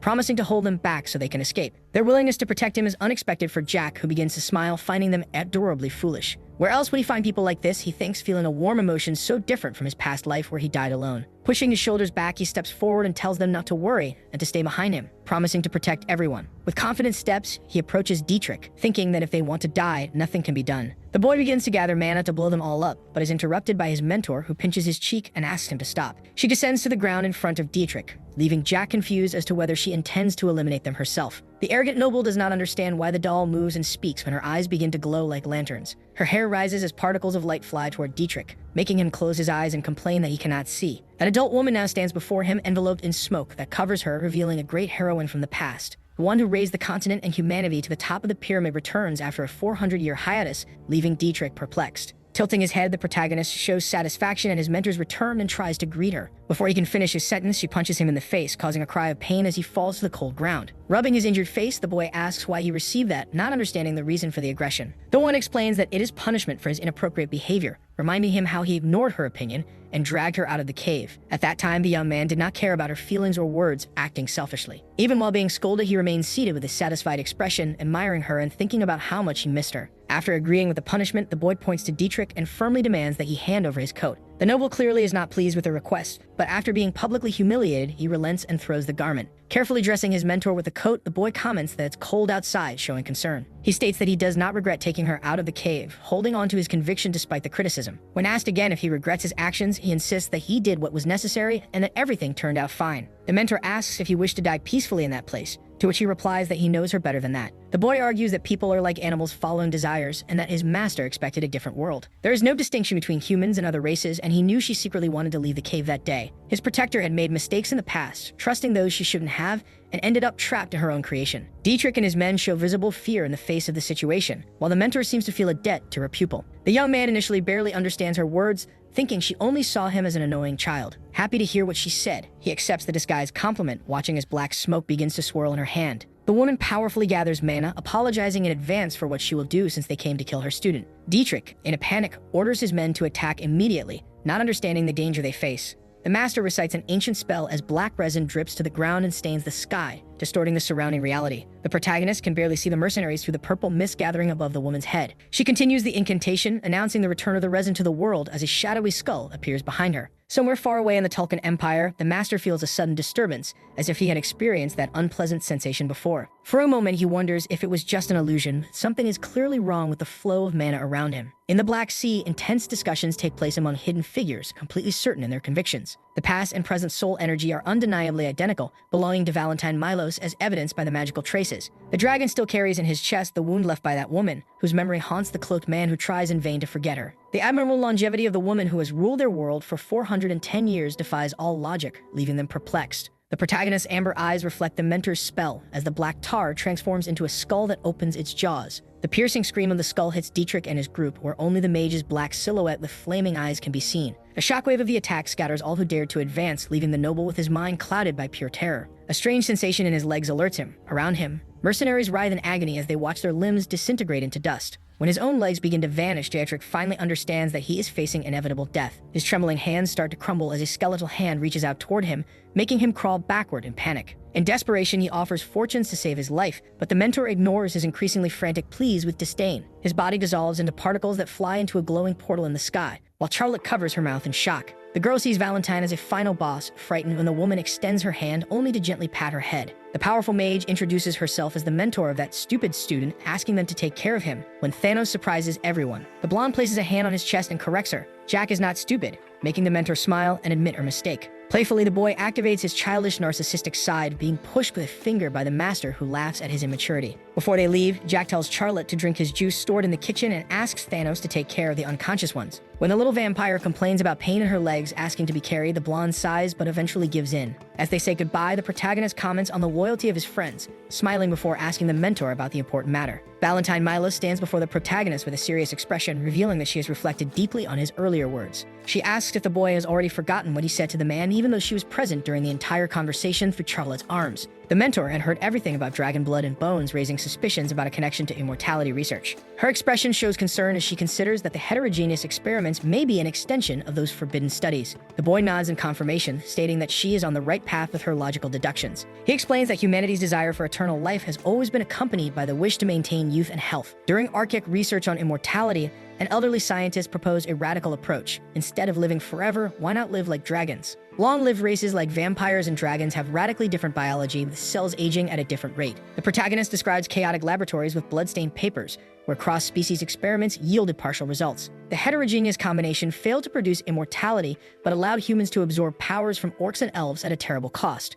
Recipients of these powers only gained 5 to 10 years of life before dying tragically. In a heavy voice, the boy reveals that the Tulkun Empire resumed these experiments, extending hybrid survival to 30 years. The mentor shows visible guilt, believing she had exterminated everyone involved 4 centuries ago. She vividly describes how she entered the laboratory alone, bare feet on the cold floor covered in documents. She remembers burning every paper and executing every agonizing hybrid creature crawling her path. Her face contorts with sadness as she admits her fatal mistake. She should have killed the Dragon Lords too. 2 of those beings betrayed their own kind, likely providing descendants as test subjects for experiments. When asked which specific dragons were used, the protagonist has a ready answer. Only 2 Dragon Lords in all existence can manipulate soul energy, and their hair shares that gift. The combination of this lineage with 10th Circle mages created abominations capable of breaking magical barriers. The mentor, after absorbing this information, asked a crucial question about her pupil's future goals. She, as a relic of the past, still feels connected to the world and curious about its direction. The boy reveals his plans to reach the 5th or 6th circle within a year and invade the Tulkun Empire during the school break. His mission will be identical to hers: destroy laboratories and eliminate all involved in the experiments.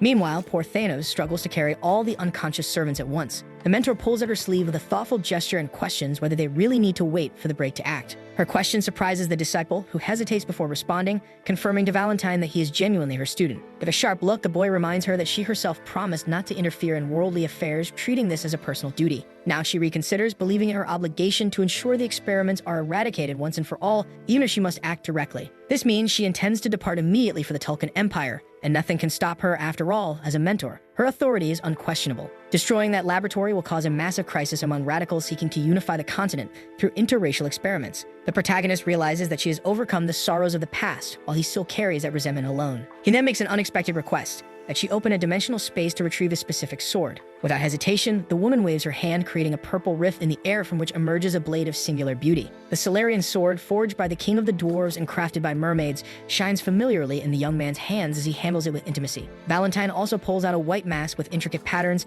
capable of concealing identities and manipulating mana flows. When questioned about its origin, she dodges, vaguely recalling having bought it in a market ages ago. When he puts it on, the boy jokes about improper uses, like spying on men in bathhouses, receiving a punch on the head for his insolence. Upon providing teleportation coordinates, his face lights up with recognition. They point to the former capital of the Gunnar Empire. The mentor's homeland 4 centuries ago, now in ruins, housing the secret laboratory beneath a historical landmark. As she opens the portal, she extends her hand, asking if he's ready, receiving an enthusiastic laugh in response. The scene then cuts to a distant laboratory, where a scientist boasts about praise he received from Hanks Beckerman himself. The doctor shows nervousness when questioned about human experiments, defending himself with promising results in animals. His explanation about cellular activation is interrupted by an authoritative gesture. Hanks only wants to know when it will actually begin. Rubbing his hands anxiously, the scientist claims he urgently needs test subjects with magical talent. When asked what he will call these hybrid creatures, he answers without hesitation, half-bloods, a name that makes Hanks smile in satisfaction. Before leaving, the protagonist turns and questions the doctor about any appointments scheduled at the location. The scientist, rubbing his chin thoughtfully, denies any planned meetings as the two stand face to face. Hanks senses an unknown flow of mana, and before he can identify its source as the master, the ground beneath his feet begins to tremble. The next moment, the floor violently collapses, with Hanks reacting at the last second as furniture flies in all directions. The noble tries to defend himself with magic, but the doctor's screams echo through the place. His protection is useless against such force. Blood gushes from his mouth as he tries in vain to comprehend the situation, with Hanks' servant asking if the attack is over. The warning comes too late as new flames emerge, threatening to consume the unprotected doctor caught in the line of fire. Hanks, his body trembling from the effort, conjures one last magical shield before being violently thrown back. His shield holds, but the impact leaves him coughing up juice that splashes in all directions as he clutches his chest. As he turns his head, he sees the lifeless body of the doctor responsible for the experiments on the torchlit lower floor. The scene is macabre. Dirty bodies fall to the ground, fluid continuously dripping over the stones. The protagonist points in horror to the chained dragon, whose juice drips incessantly, awakening his murderous fury. When asked about his plans, he smiles with satisfaction and asks to take control of the situation, receiving approval from the mentor. Valentine extends her hand and conjures hellfire, identical to the one that hit Hanks earlier, illuminating the dark surroundings. The boy comments that the spell remains impressive, partially covering his face from the intense heat of the flames. They are now on the 3rd floor among ruins of a civilization forgotten for centuries, while the mentor checks if there's anything left to destroy. The protagonist approaches the chained dragon, closely observing the beam piercing his chest, provoking a warning growl. He recalls how in his past life he had found the creature in an even more pitiful state, bathed in fluid and begging for death. This time, smiling, he unsheathes the Solarian sword with determination, ignoring the beast's intimidating roars. His movements are precise and swift, the blade drawing arcs in the air, reducing the chains to metal pieces that fall at his feet. The dragon collapses to the ground, exhausted, while the boy watches it with compassion and extends a hand to caress its head. 18 years have passed since their first encounter. The protagonist leans down, gently embracing the scaly neck. He whispers words of comfort into the creature's ear, acknowledging its prolonged suffering and extreme exhaustion. Jack watches the smiling dragon, recalling how the same creature once begged for death. Silence weighs in the room as the boy questions whether the dragon wishes to go on living as experimental material. Abandoned by its own parents, its wounded paws pierced with stakes, the creature is nothing more than valuable livestock. Tears stream from the dragon's eyes upon hearing how its skin was used for armor and its blood for cruel experiments. Jack continues, describing how constant torture would drive the creature mad until it lost all will to live. He offers an alternative, a new beginning in a distant place, where the nameless dragon could own its destiny. With a weak voice at first, the dragon begins to murmur,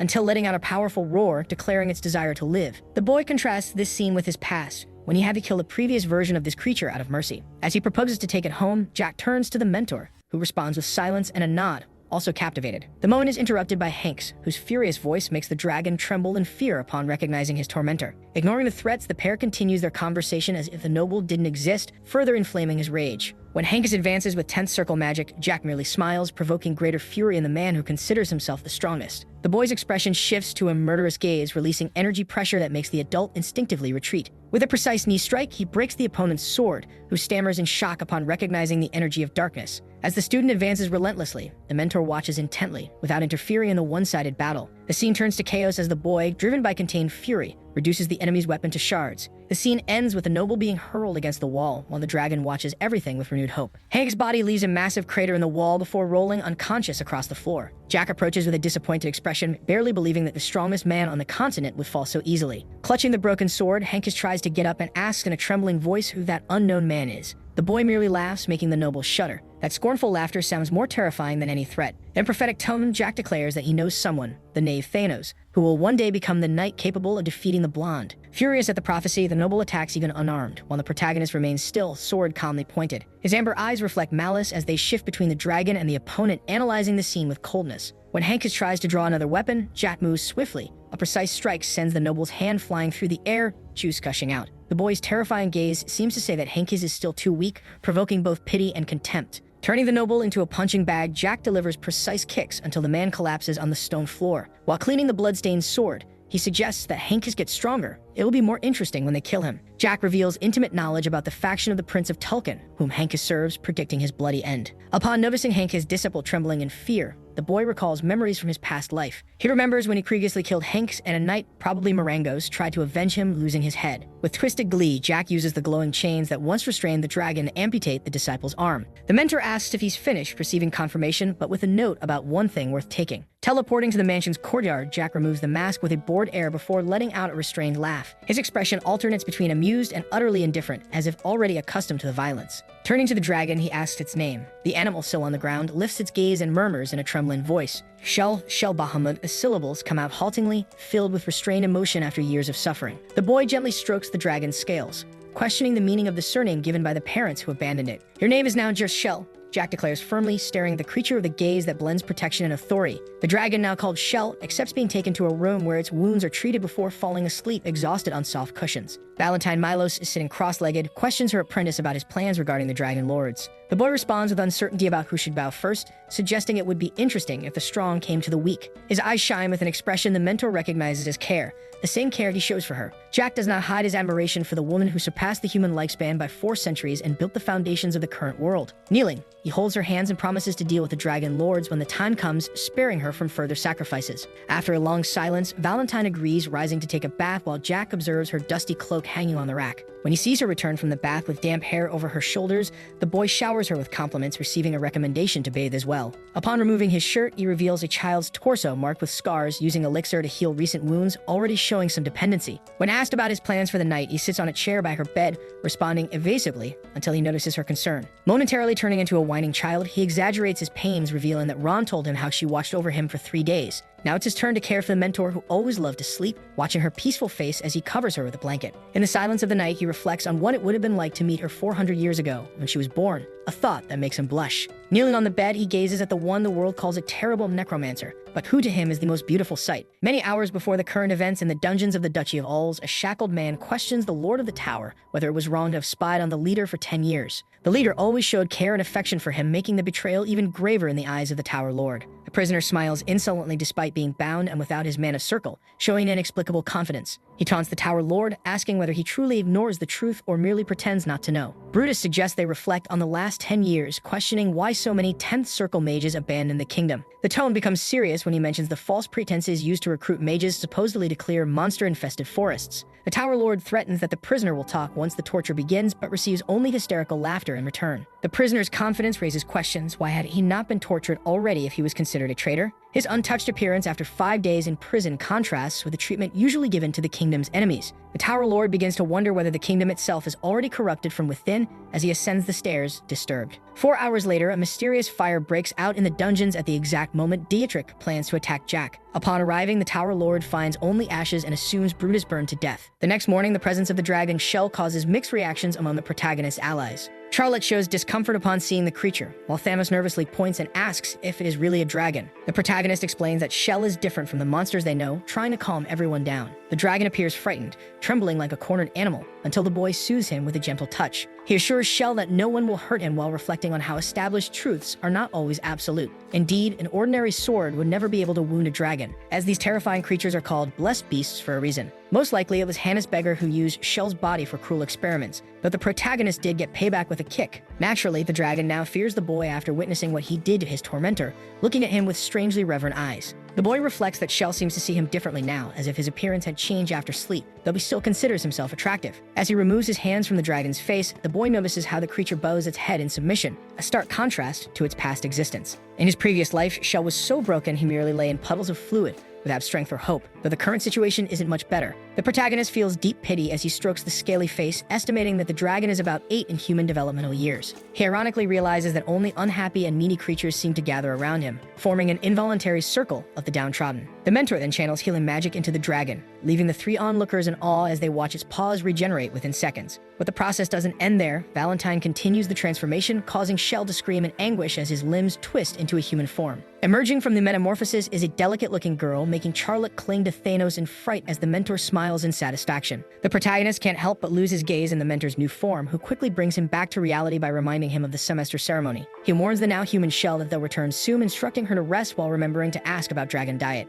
Upon mentioning meat, the girl's eyes light up in recognition, prompting the boy to order the cook to prepare a good steak. Before leaving, he suggests she enjoy the view from the rooftop if she gets bored, thinking about her future as she waits. Flashbacks from a distant past come to his mind when the academy was founded in the newly created kingdom of Teslan. The director gives an unexpectedly grim speech to the students, warning that even powerful kingdoms decline, differing from the optimism the protagonist remembered. His talk about hidden shadows and internal divisions seems prophetic, especially after the destruction of the laboratory the previous day. The old man clearly possesses insider information, possibly from Brutus, as he describes how radicals from the 10th Circle will conquer Tulkun in blood. His melancholic tone contrasts with the vigor of the ancestors who built the kingdom, leaving the students confused by the seemingly contradictory message. As the protagonist watches his classmates absorb the speech, he realizes that each of them carries the potential to change the course of this dark future. After the ceremony, the academy students disperse through the courtyard, resuming their daily activities. Jack stretches wearily after sitting for too long, noting that there are no classes or events scheduled for the first day. He considers visiting the old director to thank him for the house he received, as he genuinely liked the gift. Suddenly, his gaze catches a familiar silhouette in the crowd, prompting him to shout excitedly the name of his older brother. The brother is startled by the unexpected voice, while Jack waves cheerfully, asking when he had arrived.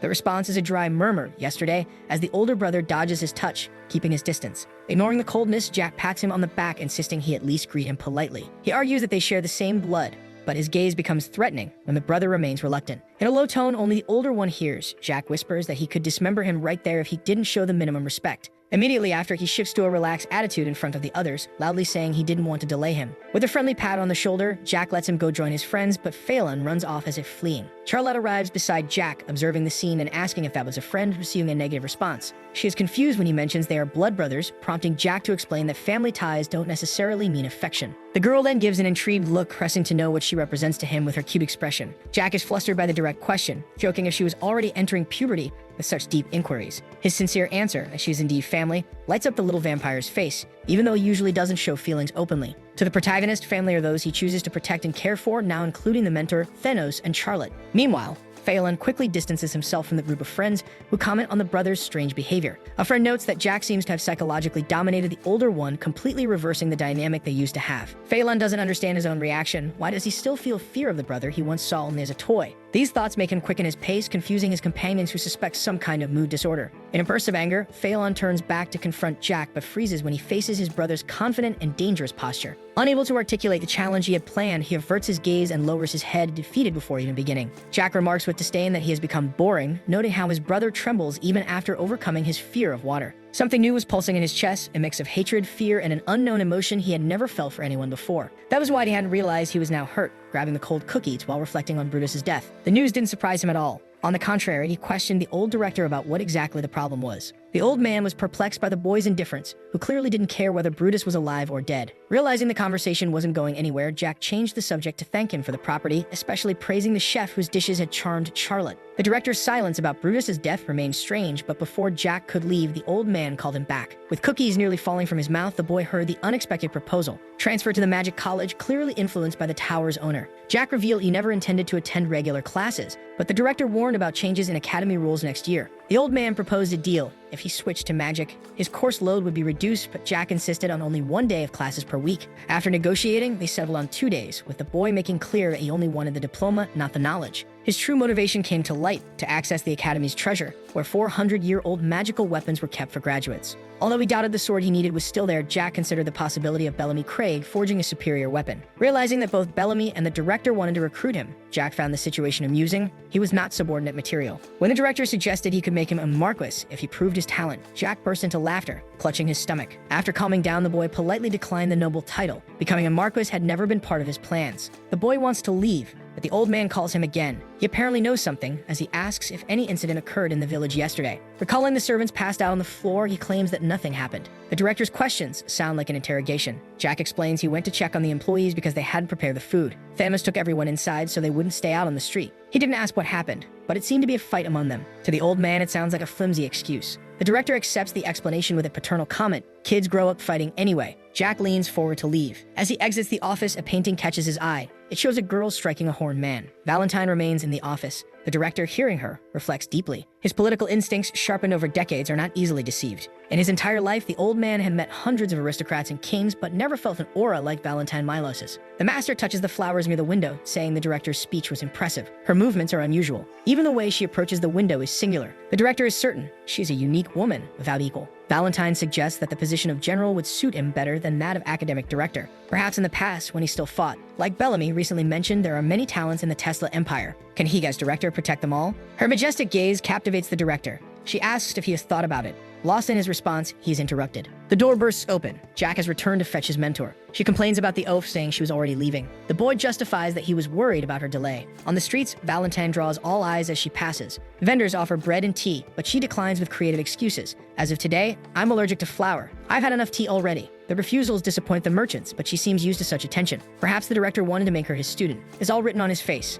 Suddenly, Valentine asks a strange question. Do you trust Director Rommel? The answer is clearer than ever. Jack trusts no one except his own people, his so-called family. Valentine should be concerned. They and the old director have a different relationship based on mutual necessity. The mentor fully understands that he would never allow himself to be used as a pawn in this game of interests. They came because Jack brought her, but she still doesn't understand the purpose of this visit to the place in question. Their destination is the Alaids Guild, a strange place for their goals, considering the main target is Jack's money. This is the guild of mercenaries and hunters, where any service can be hired for the right price. The boy knows that a mage from the Mengsk circle would cost much more than it seems, probably the same as what Dietrich paid. But what happens when both the contractor and the executor die? That's exactly the reason for their visit. A friendly attendant receives them, addressing the mentor first, but Jack takes the lead in the conversation. He asks to speak to the manager, demanding that all the money be returned, accompanied by a coded message. Last night, Ninth Circle. Assassination. These words make the girl go pale and let out an involuntary scream. The colleague beside her quickly covers her mouth when she almost says Jack's name, to which he reacts with a sharp smile. Why would she recognize him? His gaze becomes threatening as he leans over the counter, approaching dangerously. The girl then blurts out the name Dietrich, prompting her companion to try calming her down, but the trap was already set. Jack realizes Dietrich's stupidity. Instead of confronting him directly, he used the guild as an intermediary. The situation has completely changed. The staff now tremble, unable to provide useful information under pressure. The boy hears a 5-minute ultimatum to bring the leader, flipping an hard glass as a countdown. If time runs out, he will erase the Alaids Guild from the map, regardless of its reputation or influence.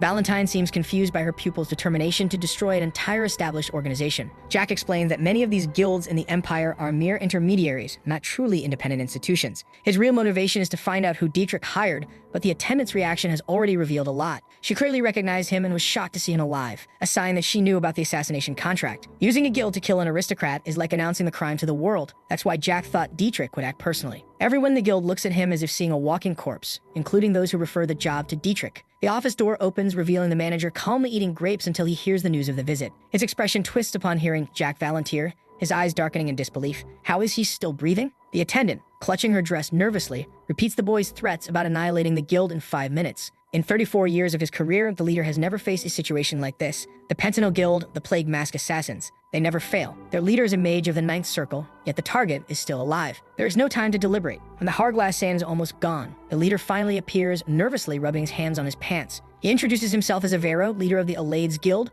offering apologies for the delay with a voice trying to hide his fear. The two sit face to face, with Jack politely refusing the tea offered and going straight to the point. The guild leader, Avero, asks with false innocence what business brings the young gentleman there. Could he be interested in making a request? Jack crosses his arms and explains that this is only the beginning of the conversation. His sharp eyes already notice the gleam of greed in Avero's gaze as he thinks about the money involved in this little visit. But the leader's hope vanishes when Jack calmly mentions the attempted assassination against his life a night before. He directly questions whether a contract to kill him was made through the guild, something that Avero confirms without hesitation, since imperial law protects guilds as legal intermediaries in this type of process. Jack understands the system. Mercenaries need work, clients need willing hands, and the guilds connect both for a fee. Arabs is one of the largest organizations of its kind in the Tesla Empire, with rumors that its true leader may have ties to the imperial family. The boy then asks the crucial question. How much was his life worth on the black market? How much did Dietrich pay for the service? Avero stammers that they don't know the exact value, making Jack frown. He didn't come to hear evasions. He wants concrete numbers. His furious gaze makes the leader sweet cold.